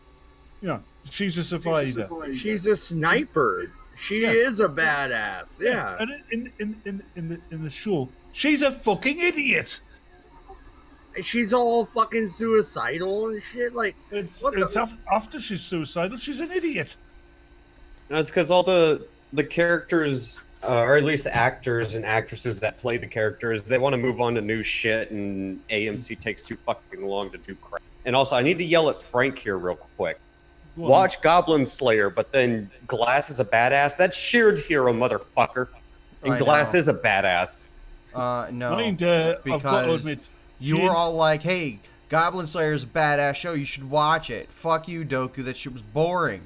Glass is a badass. Fuck you, you Doku. Liked the She's first. boring. You liked the first fucking episode, motherfucker. That and was they the fucking first handled it. episode, and then they shit all over what they established in the first episode, and they kept And shitting did I on not? it. And did I not say that I'm fucking disappointed with how they handled the fucking source material? Dude, you were stoked on every episode coming out. You're like, "Oh man, this episode was good. This episode was good." No, you know what? Don't talk to me about shitting on a franchise until you're a goddamn Star Trek fan, motherfucker. Yeah. Hey, is it And me also- though, or was Shane TV show than he was in the comics? Oh, Shane was a cunt. Fuck that. Yeah, he motherfucker. was he was a cunt in the comics. And he was a cunt in the show too. Yeah, but he was a cunt because of fucking Laurie. No, he fucked his best friend's girl. He thought his dude. best friend was dead. For what? 48 hours? What do you mean, 48 hours? He was Nah, lying apparently he there- was in a coma for like a month. Yeah. So what? He was hitting on her from day one. Don't He tell was me. in a fucking hospital overrun by fucking zombies. Dude. Yeah, you're not gonna He think, was- he's gonna go back any day now. No, man. He was fucking her before Rick got shot. I bet you. I doubt it. No, they don't jump. They don't jump in the bed that quick. You'd be surprised. It's a life or death situation all every day. They think he's dead. Yeah. And even after he came back, she's still shagging him. She's leading him on. It's the end of That's the what world, I'm dude. saying. You could die at any second. You're gonna get some fucking salami, when and where you can get it. All right. Yeah, you are kind of in a fucked up situation. So Don't you think you have more things on your mind other than fucking your dead husband's best friend? No. people do stupid shit when it comes to grief. So, Dodge. didn't see me I'd grieving that much. I'd like to make you feel a little bit better, Dodge, if I can. Don't worry, Discovery doesn't count. Actually, I've got to correct you there. Discovery can't count. Oof. Hey, you know what, man? I just hung up today. The other day I was drunk. But if you And I excuse me, bought, I've got to go to the toilet to take a Michael Burnham. But no, I was drunk and I bought the Voyager badge and the one black pip and 4 gold. You know, the freaking shit that's on the uniform. And I Dude, hung come it talk up to me today. when you've slogged your way through fucking Elite Crew. Or what was that Voyager game called? Elite something. Elite Force. When you slog your way through fucking Voyager Elite Force, then you can come talk to me. Well, no, and I bought my wife a Star Game is Trek fucking hoodie for her terrible. birthday next month, and it came early, so I had to give it to her like, pretty much a month early. But yeah, it glows in the dark. She loves it. Glow in the dark. So Star she Trek loves that you came early. symbol. Ha ha. But not bun. But no, I'm man. being a bastard I in think the there. Picard series can be rescued. I think it can be okay. It does have Patrick Stewart, and come on, that man can act. Don't Don't Dude, lump even that a in good with Discovery. actor, even a good actor cannot get past the worst of jobs. All right? If they hired Patrick Stewart to do a one-man show on Broadway where he's slapping himself in the face with dildos for an hour and a half while insulting midgets, chances are you're not gonna enjoy the show. Take the movie Constantine, Keanu Reeves. Take Keanu Reeves out of it. Recast him with anybody. Do you think the writing in that movie would hold up? Do you think the screenplay would hold up? I say no. I say Keanu Reeves made Constantine a decent movie.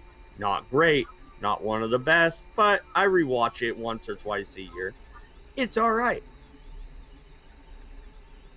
I think you're just looking for justification for you watching a shitty film. You want to argue the merits of Constantine? We can. It's an alright film. I don't like the actress that played Gabriel, who should have been, you know, it should have been Christopher. You know what I mean? Come on.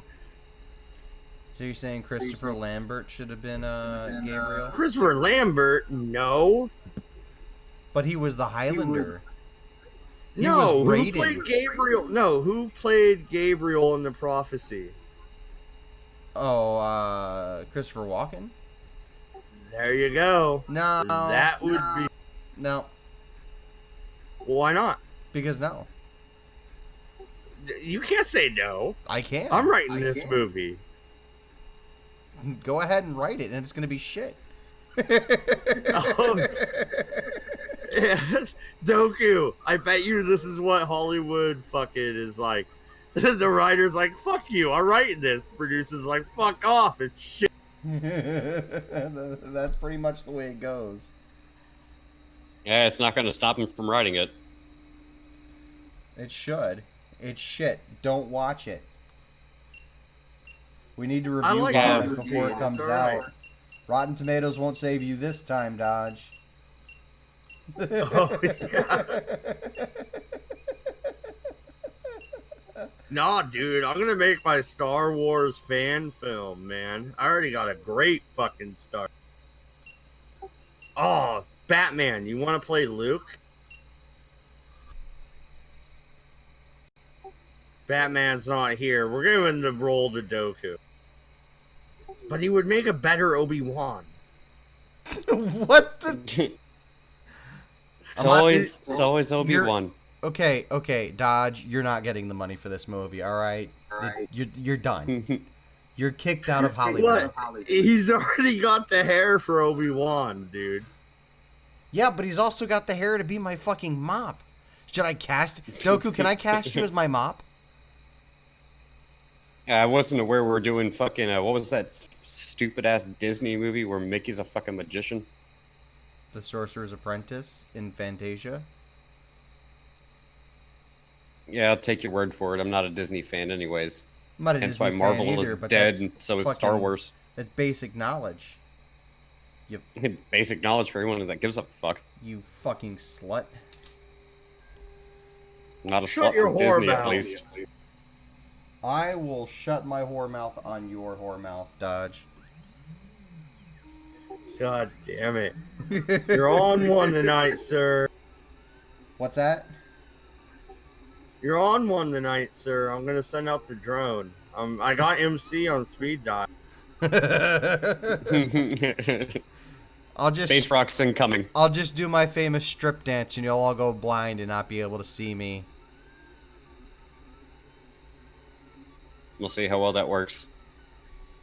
I'll do like that dude from fucking what was that movie? He was in the fucking mirror and he's like, "Would you do me? I would." do Nobody you." gives a Buffalo fuck. Bill? Yeah, that's it. What was that? Was that Silence of the Lambs? That was Silence of the Lambs. But you know, what the fuck? Another Pet Cemetery? Yeah. Mhm. But it's got a woman lead, so it's better than the original. How is that better? The woman in the original was creepy as fuck and killed the husband at the end. Because Is that we're not woke. feminism? It's because we're woke. No, but that's feminism in a nutshell. He brought her back to life because he put the woman on a pedestal and loved her, and she stabs him in the goddamn back because she's an evil zombie. Yeah, well, the Feminist- cat judge was an evil zombie, and the fucking kid was an evil zombie. That kid was the creepiest fucking... No, I hate needles. And he's holding that needle. Let's play, Daddy. No. Fuck Let's yourself, play, you little Daddy. bastard. Let's play. No, I'm out that bitch, dude. And he runs after the dad with it. Like, no, dude, no. That's scarier than that clown from it. What about Fuck that movie clown. Cujo? You remember that one? Or how about Man's Best Friend? Yeah, Cujo was cool. But no, back to that kid. Fuck that kid, dude. Like, no. Shoot him in the fucking face. Like, no. Okay, I am legit excited for that fucking for that Critters TV series. I'm not gonna lie, I actually am very excited to see that as well because Um, it has that same cheesy 80s like bullshit horror that I'm gonna laugh at and not scream at kind of feel to it. Like, yep, give it to me. I'm ready. well, no. Are they really bringing back Tales from the Crypt? I've heard rumors of that. No, that shit is fucking done.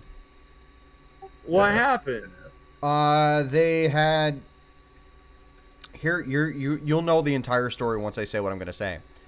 They had tapped Shyamalan to do it.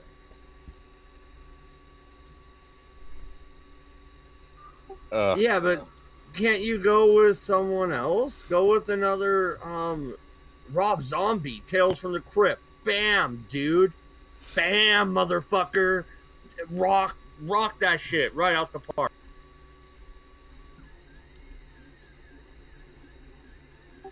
Come on. Anybody? No. Bad idea? No, that's Very bad great. idea. Rob Zombie. Why? I like Rob Rob Zombie fucking sucks as director, dude. No, he doesn't. House of a Thousand Corpses was fucking great.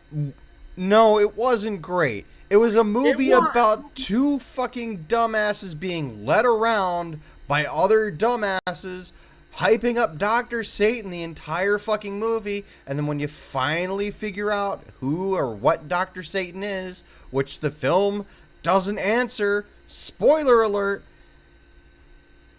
you finally see him and the movie's fucking over. You're a fucking hater. I'm not a hater. Honestly, the movie's I garbage. I like House of a Thousand Corpses, but I only like it for the last 20 minutes. And my favorite part, my How favorite about part you take some is chicken when, home to your mama? All right. nah, fuck off. No, the best part of the movie, I like the Dr. Satan reveal. I wish it lasted longer. I wish they elaborated more on it. That would have, like, if that They happened give it in the no last third, time for the horror of And- what Dr. Satan is doing to set in. Because that could have been some really cool shit. And they do Is- zero with it. There is no And that's what- story around it. The character there's no character development. There's no plot development. There's no nothing what, in the if movie. they- It's just people if they did a walking movie- around for an hour and a half, 2 hours. if they did a movie where it was, halfway point, actually not even that. We'll just cut it into the traditional Greek style of theater, and we'll cut it into threes. If it was the first act, at the end of the second act, that's when you get the Dr. Satan reveal. In the third act, they elaborate more on it. We get more of Dr. Satan and big fucking, brute ass motherfucker. That would have been awesome. They didn't give it enough time. I agree with Shandor on this one. But I will say the best part of this movie, from a horror perspective, What movie? House of a Thousand Corpses by Rob Zombie. When they have the two, I don't know their names. I don't remember. I don't care. When they're lowering them into the fucking the tunnels, and they're just slow playing the "Bury Me in an Endless Grave" thing, that shit was creepy. Like, more of that. Run, rabbit. All right. So here's the goddamn thing. They were looking for the B movie look. That's what they wanted. This wasn't. That's fine. It could be a B movie, but the movie goes literally fucking nowhere. It goes all the way, and then they follow it up with the second movie, which is decent. Which has nothing to do with whatever little plot is in the first movie. Yeah, it does. Well, They have to run because of the murders, and the fucking guy chasing them is the brother of the cop they killed. It has everything to do with it. I've watched these movies 100 times. Don't fuck with me. Have you guys ever seen a film called The Hallows? It's like an English-Irish movie. If you haven't, I watched it. I watched it drunk. I don't remember it, but I have seen it. I have not seen it, but I have seen. Good. It's creepy as shit. I just don't remember it. Yeah. I'm not going to tell you the storyline because that would spoil it for you. But like you said, it's creepy as shit. It's atmospheric. It's well written. And isn't it about like a banshee or ghost or some shit? I don't fucking remember. It's tied into Irish legends. Let's put it that way. The best Irish movie I've seen in the last couple of years was Grabbers. Grabbers is fucking brilliant. It was fucking God, great. Oh, how do you not die? You just get drunk and they can't eat you. They get sick and die if they do. Yeah. It was fucking hilarious. Oh. Wait, that's a good plot, but fuck House of a Thousand Corpses. I didn't say it was a good plot. It was just a good movie. It was hilarious. It was good because it's stupid. Yeah. Have you ever seen a film called Deathstalker? No, I haven't. Gordon Sandals. I have not. Richard Hill. What is wrong with you people? Barbie Benton. It's a fantasy B movie. Yeah, here you go. You want a real B movie, international B movie? It's not as well written. It's got a lower budget than Krull. Wow. But it's so bad it's good. And besides, it's got Barbie Benton in it when she was at her height. You know what? I'm about to leave in protest. You should Dodge. You should watch Lair of the White Worm. Oh God! Yeah. What she did to that Boy Scout? Oh my God!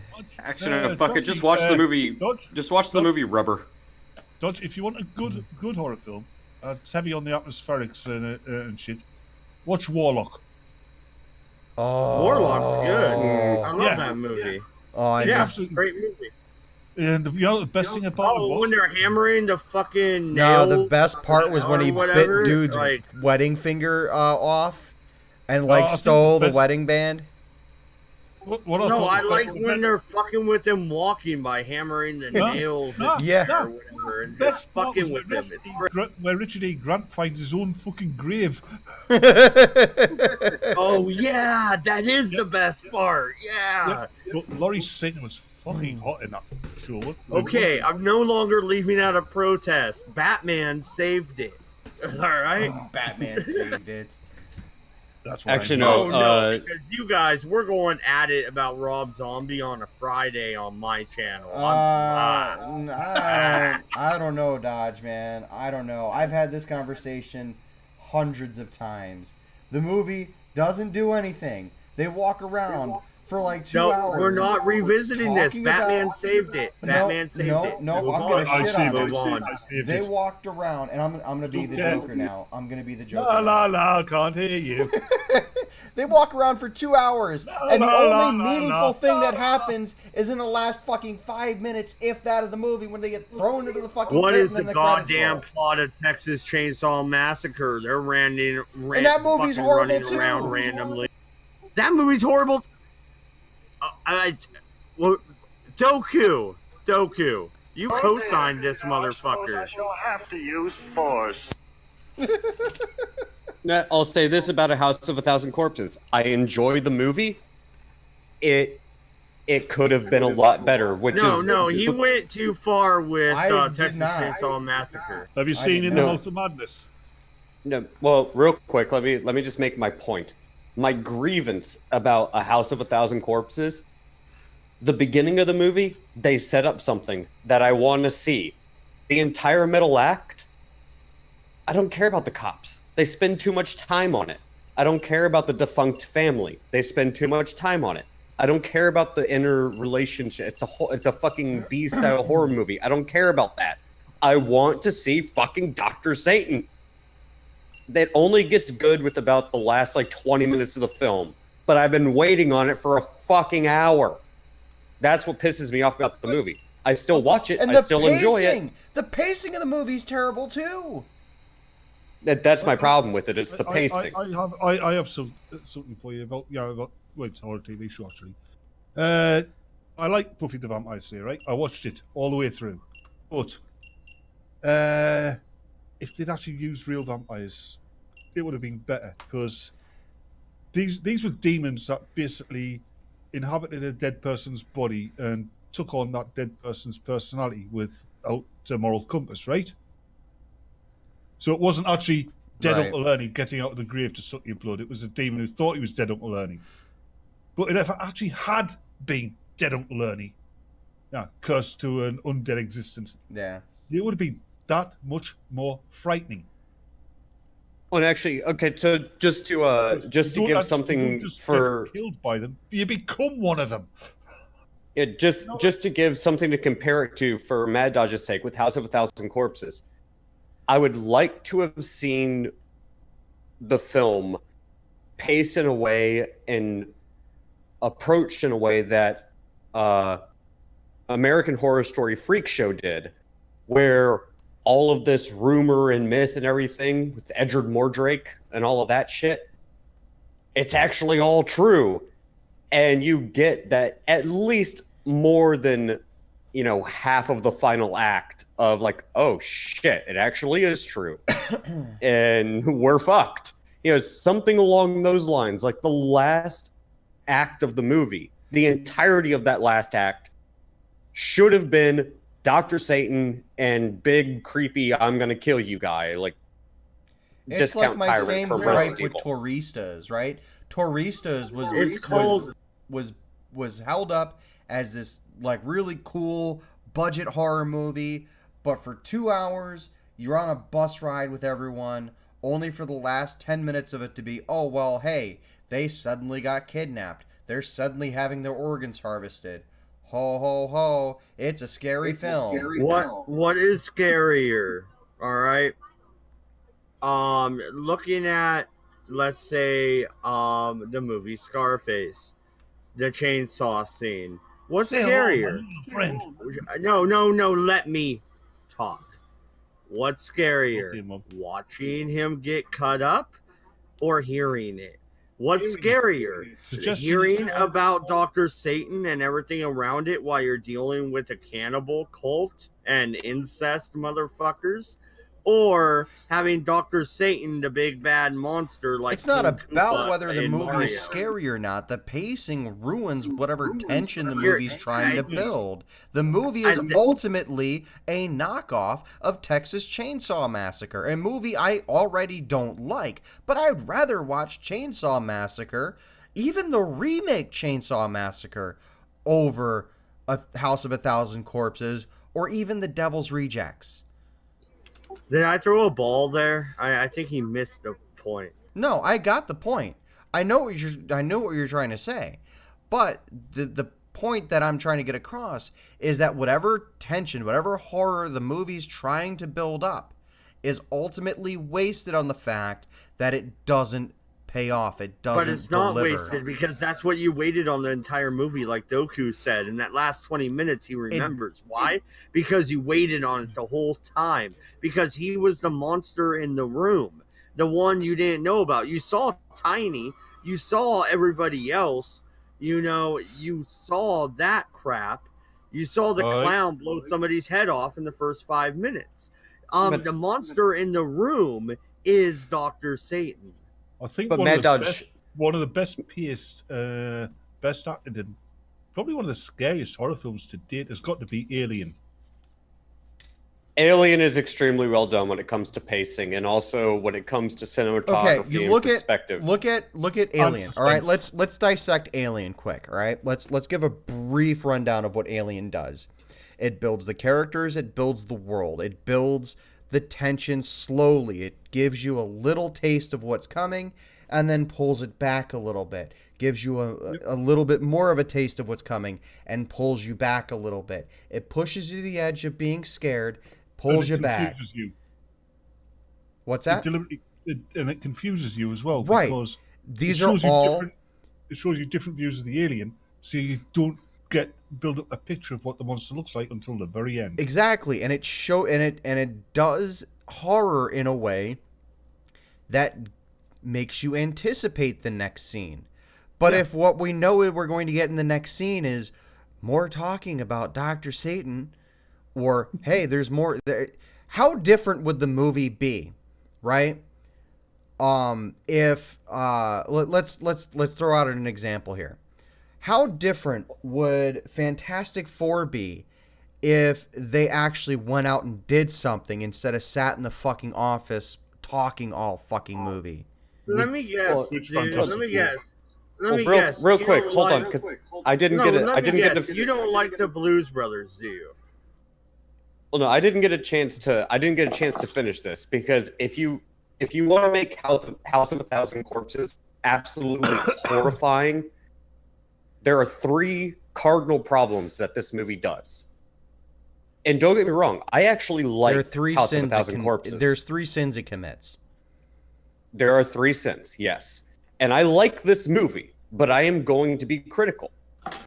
The first sin is it embraces the B movie style of pacing far too much. I get What's it's wrong with supposed that? to. What's wrong with that? No. Just let him finish. because- He's getting there. Let him finish, like I've been able to finish. All right, go ahead. Oh, jeez. Kick me in the balls one more time, Mad Dodge. No, Take I'm that kicking fucking top Frank. hat from you. No, Dude, you've been stepping on my dick all night, dude. It's your fault for having it out. But no, here's the problem. Here's the problem with House of a Thousand Corpses. It embraces the B movie approach way too much, because the concept itself is utterly horrifying. It take away kind of the cheesiness and the humor, like just tone it back a bit. It over embraces it. I'm not saying it's a bad thing that detracts from the movie. It's just they embrace it too much. That's problem number 1. Problem number 2, there's a completely unnecessary amount of time given to the side plot when it comes to the police officers and when it comes to the family.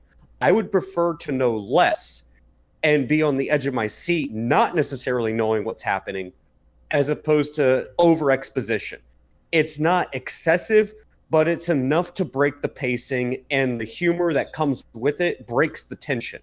Yeah, The third thing, within, if I might interject here, within horror, one of your biggest tools, and one that modern horror movie makers don't seem to realize, is one of your biggest tools is mystery. oh, and that's exactly why I don't like the fact that they overdo the comedy and they drag it out a little bit too long. Because if you're going, and horror movies have done this for a long time, especially B-style horror movies, is when you build tension and then you suddenly interject some humor or break that tension just a little bit, it kind of puts the audience at ease. Yeah, and then you throw them off guard. Yeah, when you pull when you explain the monster early on, it's no longer a horror film but a fantasy film. Well, exactly, and that's the thing. They break the tension, but it breaks for too long, and the humor is a little bit too over the top. So now you have to spend more time than necessary to rebuild that tension, and the film doesn't do that because you're on a runtime. Nobody wants to watch a 3-hour-long horror flick, let's be honest. Unless you're a complete absolute genius. I'm sorry, I don't want to... Not even Kubrick could have pulled it off. Yeah, it just doesn't work. So you only need a 30-second, 45-second break in the tension to let the audience relax a little bit before you blindside them and bring that tension right back, but you have to escalate that tension. Yeah. And the film doesn't do that. Mind, I'm not sure you're right about Kubrick. I mean, remember, Kubrick had audiences glued to their seats watching a film with just 2 actors and a voice actor in it. But this is the biggest problem. And I'm not even going to say they don't spend enough time on Dr. Satan. Personally, I would like to see more of it, but this is the biggest problem within House of a Thousand Corpses.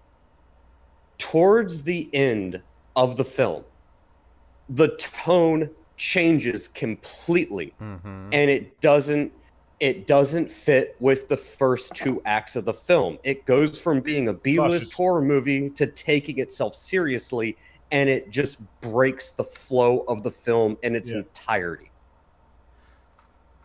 That's why House of a Thousand Corpses is not nearly as good as it could have been, and that's why I'm mad. That was Blunderworld as well. I mean, Underworld. Yeah. Because all the way through... Yeah, Underworld had the same problem. This guy, he's a savior of both the werewolves and the vampires. Oh, wait, no, he's not. Kate Beckinsale is. Yeah, it breaks the tone. But to answer your question, Dodge, no, I enjoyed Blues Brothers the one time I saw it. I've seen it 4 or 5 times. I've only seen it once. I enjoyed it. It was a comedy. It had different rules. It didn't have to do what House of a Thousand Corpses had to do.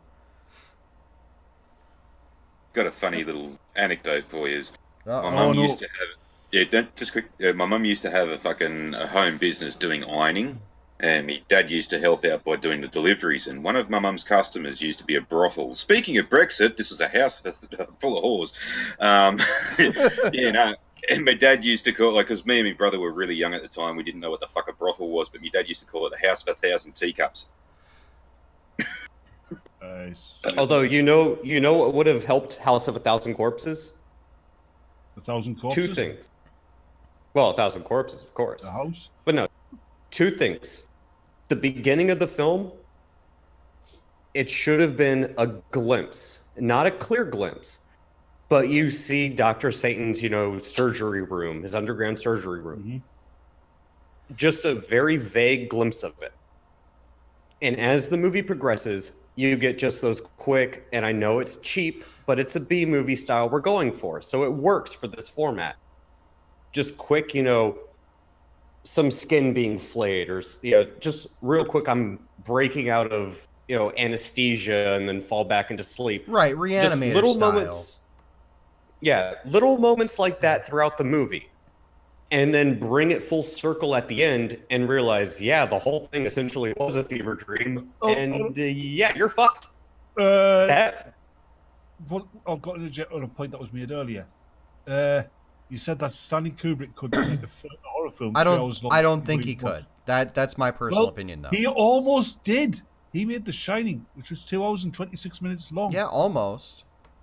But if it were any longer, the ending would have lost its impact.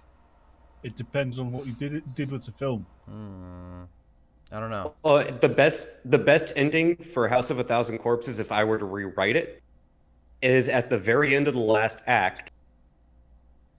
Main character, I forget her name, she actually does fully wake up from anesthesia, knowing she's already screwed, knowing that this whole thing has pseudo been a fever dream, but also not, manages to escape. You can have your whole end sequence where she's running away from Big Father Dude. Yeah, but the question you have to ask yourself is she altered at this point at all, or is she getting away intact? Because if she's getting away intact, it would kind of defeat the purpose of the fever dream aspect. But no, this is how you end it. She doesn't get picked up by Captain whatever. I forget the name. Yeah, Captain Howdy. She doesn't get picked up by him. Here's the twist. She gets picked up by one of the cops. And then gets injected. And then wakes up to see Dr. Satan. And then the movie ends. So it's not even Captain Howdy. The whole town is fucked. Do it Deliverance style. One of the ways that some filmmakers royally fuck a film, it's with the ending. Yeah. Have you ever seen the '94 remake of Night of the Living Dead? Oh God, yeah. Or even It was a good film until the end. And the end. The remake of Planet of the Apes with Mark Wahlberg, and it was a decent. Was not a great film, but it was all right enough, I guess. Until the end. And then the ending is just super confusing for most audiences. Like, I came all this way to save this chimpanzee. I found him. Here, you can have him. Yeah. Oh, and also, hello, Tanya. Thank you for joining us. And good day, Spook. G'day. Hey, Farty. If you're walking down the street, right, minding your own business, nice day, and walking towards you was angry Aussie. There's nobody else on the street. What would you do? Well, don't know him, so don't know what he looks like, so I'd probably just walk straight past him and... Don't know angry Aussie. No. Oh my God. Barry makes fun of him all the time. Like, this place is a fucking big place. It's like 2 hours drive to anywhere from where I am. He's got a video channel. Bearing takes a piss out of him all the time. All right, guys, we got to start wrapping up here soon because I got to get to bed. But Mom.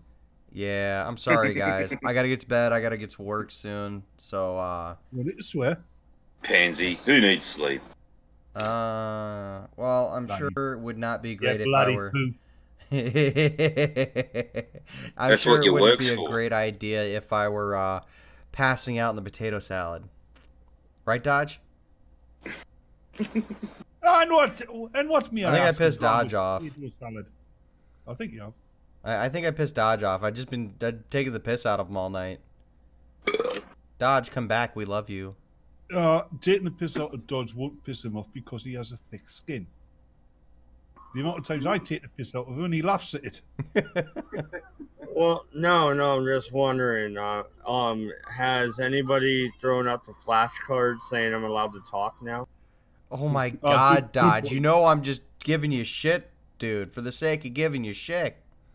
No, he wasn't responding because he didn't use his correct name. It's Keemstar. Oh. Oh, that's low. That is low. Sorry, Dodge, had to do it. Dodge, how tall are you? 6 feet. Right, so it can't be Keemstar because Keemstar's a garden gnome. Is he that short? All right, Dodge. We got 15 minutes left. We'll devote that last 15 So can I entirely tell to you how you sir. guys are all fucking wrong? No, I'll bring up a different movie that I actually like. It's the only foreign film I actually enjoy. Catacombs. It's a French film. It's about the catacombs. And it's a really good horror film. Divers, right? No, the catacombs underneath Paris. So it's not about cats. Catacombs. Yeah. If that's the only one that you like, Dodge, well, I got 3 for you. There's a French one called Irreversible. There's Wolf Creek, and there are La hang on, Horde. no. I've seen the Odd Angry Shot. All right. Isn't Oh, that's there an fucking American brilliant. Wolf Creek movie? I think I've seen that. That's about the Aussie that was killing people, right? All right. Yeah. Everybody Well, needs to not go that watch. Aussie. Not that one. Everybody The needs to go other one is watch the Chernobyl Diaries tonight. Oh, that's a crap film. The Nah. Odd Angry Shot is fucking brilliant. Yeah. I don't know what to say, fellas. That's the best goddamn wanking machine anybody's ever given me. Hooray No. for Padre, hooray at last, hooray for Padre, he's a wanker's ass. Well, no. All right. So, what's the movies that actually made you go, "Nah, that's too much"? I'll name you 2. For me. Last House on the Left, I believe, or Last House The on original? the Right. No, it's the Last House on the Left, but is it the original or On the remake? left, yeah. The rape scene in it, too much. I turned the movie off. I Spit on Your Grave, same thing. Rape. That's scene. good wank fodder, I can't that. do it, dude. I can't do it. What do Well, you then mean you by too can't- much, though? Then you won't want to watch Irreversible because there's Or a rape scene Hostel. in that, and he does it I fucking watched does it hard in the Hostel. ass, and he's sniffing No, ammo, no. and he boots the bitch in the because face. Yeah, no, here's the thing. There's a difference between a rape scene and making it look like it's actually fucking happening. Have you seen the rape scene in The Last House on the Left?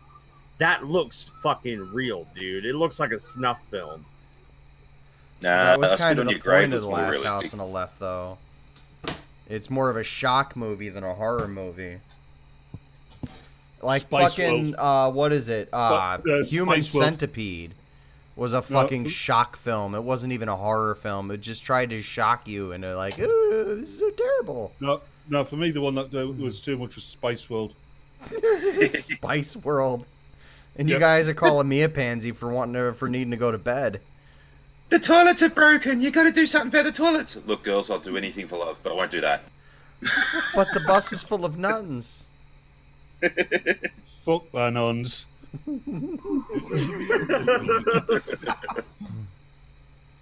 I don't know. There isn't really a movie that I draw the line with. But then again, you know, I watch fucking live leak videos of cunts fucking blowing each other up and beheading each other. And Hey, shit. did you hear about the rapist who broke into a convent?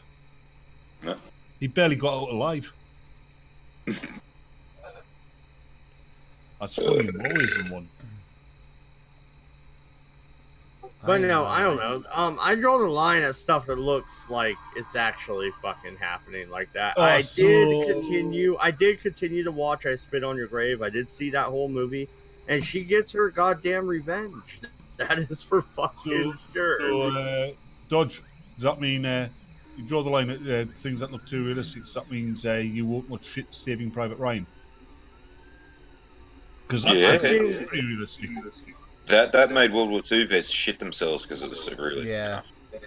That Yeah, bit, there's one of the clips of that film which always sticks in my mind. It's when Is there something different between me watching There a is- war movie than me not wanting to watch somebody get raped? I mean, there is is a difference one movie here, right? that almost does that for me, Dodge, and that's Drag Me to Hell. And that's the scene where she's just coming back from the from like the gypsy or whatever, and they're like, well, sometimes offering a small animal as a sacrifice could appease the demon that's haunting you. And she kills her kitten. That scene kind of makes me cringe a little bit, and I'm almost ready to shut it off when I see that, but I don't. I don't think there is really a film that like that one, maybe because there's always a kind of disconnect when I'm watching a film. It's just fiction.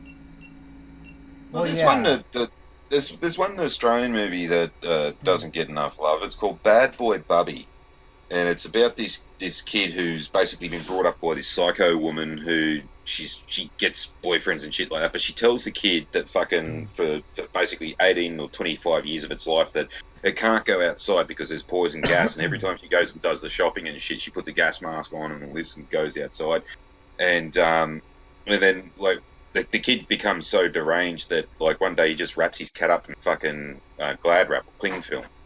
And he's just there, like, you know, just playing with the cat's head, just flopping around and shit like that. And he doesn't understand what's going on. And when his mother and her boyfriend get back, he waits until they've had their way with each other, and then he fucking wraps them up in fucking Glad wrap and shit. And then he finds out that, like, oh, fuck, there's no poison gas. And he's starting to learn the world and gets in with some of the wrong crowd and all this kind of stuff. And there's one part where like the cops don't know what to do with him, so they just chuck him in a holding cell. And there's this guy, he's another real fucking psycho, fucking weirdo cunt. He's in the cell with him. He's covered in shit. He just smeared shit all over himself. And yeah, he bum fucks the main character and all this kind of stuff. And it's a really fucking fucked up, bizarre movie. I don't know why we make so many of these really fucking retarded movies for, but yeah, go watch that one, Bad Boy Bubby. Okay, well, I'm not gonna watch that, but if anybody has a movie they think people should watch, this isn't really horror, but I think it's a good movie, and I need to watch it again. It's been a few years. The Virgin Suicides, good fucking movie. I have a That's guilty my pleasure recommendation. The Faculty. It's a guilty pleasure. It's not a great movie, but it's a fun movie. Like it's probably the it came out in a time where sci-fi was just kind of like downhill, and there weren't any really good fun sci-fi stories coming out. And this is like toward the end of the the end of the 1990s and the early 2000s, and we were coming out of some really stupid horror movies, and just some really, like, Hollywood was just throwing shit everywhere to see what would stick. And I've got a nice soft spot for that movie. Yeah, I think I've seen the porno version of that. They called it The Faculty. That's the one with that little shit. Who played Frodo in it? Jason Hart or whatever. No, it's got Elijah Wood in it. Yeah, Elijah Wood who played Frodo. Yeah. No, Faculty was good. But Batman. What do you think? A movie people should watch? Actually watch, not that weird shit Farty was talking about, because I'll never watch that weird shit. Yeah, some good old-fashioned American-made movies. There's one Farty actually mentioned, The Odd Angry Shot. It's about the Australian SAS in Vietnam. It's fucking brilliant. Yeah, no, it's based on, like, what actually happened, and it's like when there's two main characters. There's John Jarrett, who's the bloke who plays Mick Taylor from Wolf Creek, when he was really, really young. And then there was another famous Australian comedian called Graham Kennedy, and, like, at the end, right, they get back to Australia, and, like, they're in their uniforms and stuff, and the first thing they do is they get off the plane, they go to a pub, and the barman goes, "Oh, just back from Nam, are you?" And they go, "Nope." Straight away, just nope. Shut the conversation down, because they know that they were just going to get shat on completely if they fucking said yeah. But there's lots of funny bits in it. It's not a horror movie. Wasn't there the guy who played the dad from Skippy in that as well? Yep. Yeah, he was and Frank wanted to wrap this up, but I got one more real quick before Frank and Doku go. Or no, Frank went, so Doku. Down Periscope. If you haven't seen that, that is hilarious. You know, the funny thing about that film, given it's a comedy, is it proves that Kelsey Grammer could do a really good serious role. Yeah. You want to see my tattoo? Anyway, Doku. Welcome aboard. Who gets welcome aboard tattooed on their penis? Is it true? Is what true? That you got a tattoo on your dick of a submarine. He's like, I got a tattoo on my dick, but it's not of a submarine. I like a bit where they're looking for the submarine. The someone's standing there, everyone's quiet. He's like, walk the plank, dude. My favorite scene in the whole movie. Right. It's okay, Captain. Contact's just a wheel. Oh my god. It was Buckman, the cook, and like they're all trying to be silent. It's like, he's eating beans, and all of a sudden it's like this massive fire. In the other submarine, like, I don't know, Captain. It sounds like an explosion. What is this? Lard? No, this reminds me of that scene in fucking from 1941. You son of a bitch. That reminds me of that Dennis the Menace movie from the 90s where Christopher Lloyd is that runaway prisoner. He like broke out of jail, and he's like sitting under the bridge eating a can of beans, and he like leans over and he farts, and the fire shoots up. Oh, okay. Rick Mayall movies, right? Hotel Paradiso and Drop Dead Fred. Go watch those. They're fucking funny as hell. Oh my god, Drop Dead Fred. Yeah, the Hotel Paradiso. But no, for the sake of Frank, Doku, since we all did a couple movies you think people should go and watch before Frank wraps this up, because he's on the East Coast and he's lame. I'm not on the East Coast, I'm in the Midwest. That makes you lamer, dude. Yeah, it does. Hey, but dude, I gotta work, so I mean, I can't be like you, Dodge. I can't be a slacker YouTuber going to school full time. Yeah, you want these 6 kids? I'll ship them over, bro. Hey, it's not my fault you have 6 kids. It's not my fault. They're gonna go visit Uncle Frank. Uncle Frank has fucking corn dogs. You're going to see Uncle Frank. Right, thank you, Frank. Now I've got this image of Dodge going to school, with the blazer and the shorts and the cap. And his books over his shoulder. Yeah. Hey, Dodge, I'm gonna be forthcoming. You can send them over. I'll take them in. Just don't be surprised if they're chained up to the tree outside when you come pick them up. Upside down. They're not pit bulls. Jeez. Dodge They're a Sydney. little bit worse. What's the Dodge difference double between a chain. child and a pit bull? The pit bull you Dodge- can have put down legally. Oh, Dodge sitting in class and his hand raised, just, sir, can I get a hall pass? I need to go to the toot. actually, don't bother, sir. I'll just sit here. Oops. Did we too lose late. Doku? Did you pass out there, Doku? Oh, I'm still here. I'm just letting you guys shoot the shit because it seems like you're real having quick. fun. Real quick, Doku, I want you to go and say the movies, but Derpington, 6 kids. I have to question Dodge's ability to pull out of his driveway. Hey, I was raised Catholic. The rhythm method is a bitch, dude. Yeah, every sperm is sacred. Yep. So, Mad Dodge, what the fuck do you want? 6 movies that... 6 movies? 6 kids? No, a couple movies. There's a couple movie recommendations since we're shooting them out there like Dodge's children apparently. Yeah, whatever you do, don't mention Euro Trip. I wanted to. Well, I'll just say my two favorite horror movies, aside from Alien, are definitely John Carpenter's The Thing and Event Horizon. Oh God, no! Not I love Event Horizon. I love Event Horizon. It was I know terrible.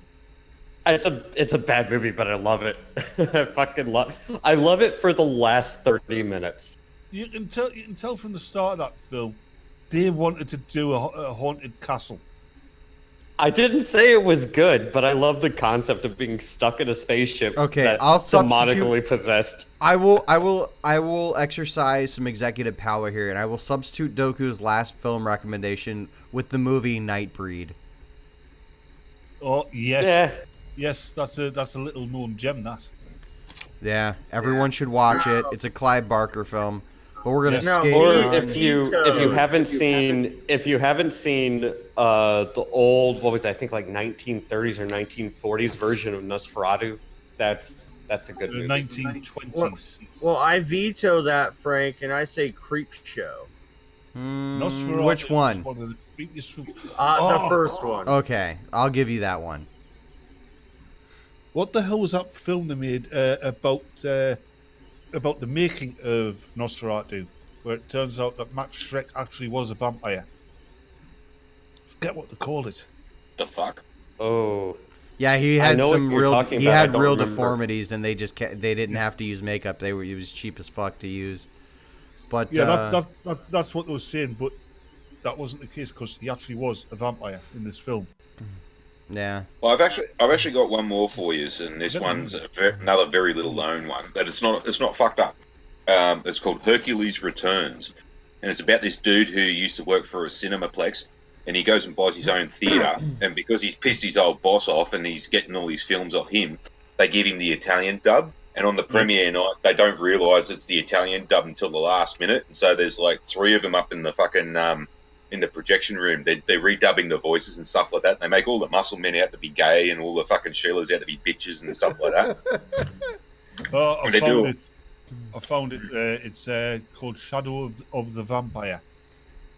okay. Oh wait, shit. That reminds me. Okay, no, I'm gonna John change. Malkovich. I'm gonna change my my last recommendation. I do not remember the name of this film, but it's based on, I think it's Taiwanese or Indonesian folklore, but it's about essentially, imagine a zombie head, but it has supernatural powers to it, but the only thing attached is essentially the esophagus, the stomach, and the intestines, and it's constantly hungry, so it floats around and it consumes people like a zombie would, but because it has everything it eats just gets. You've Yeah, just so it's- described Bernie Sanders. All right, ladies and gentlemen, on that note, we're going to head on out of here. You can join Dodge. Dodge, when are you going live again? Tomorrow, 3 o'clock on the West Coast. All right. Tune in 3 p.m. Pacific time to catch Dodge tomorrow, or, well, really today. And we will be back Friday with a brand new drinking game, I hope. Same bat time, same bat channel. Until then, ladies and gentlemen, the website, I'm currently working on it, trying to get that pertified.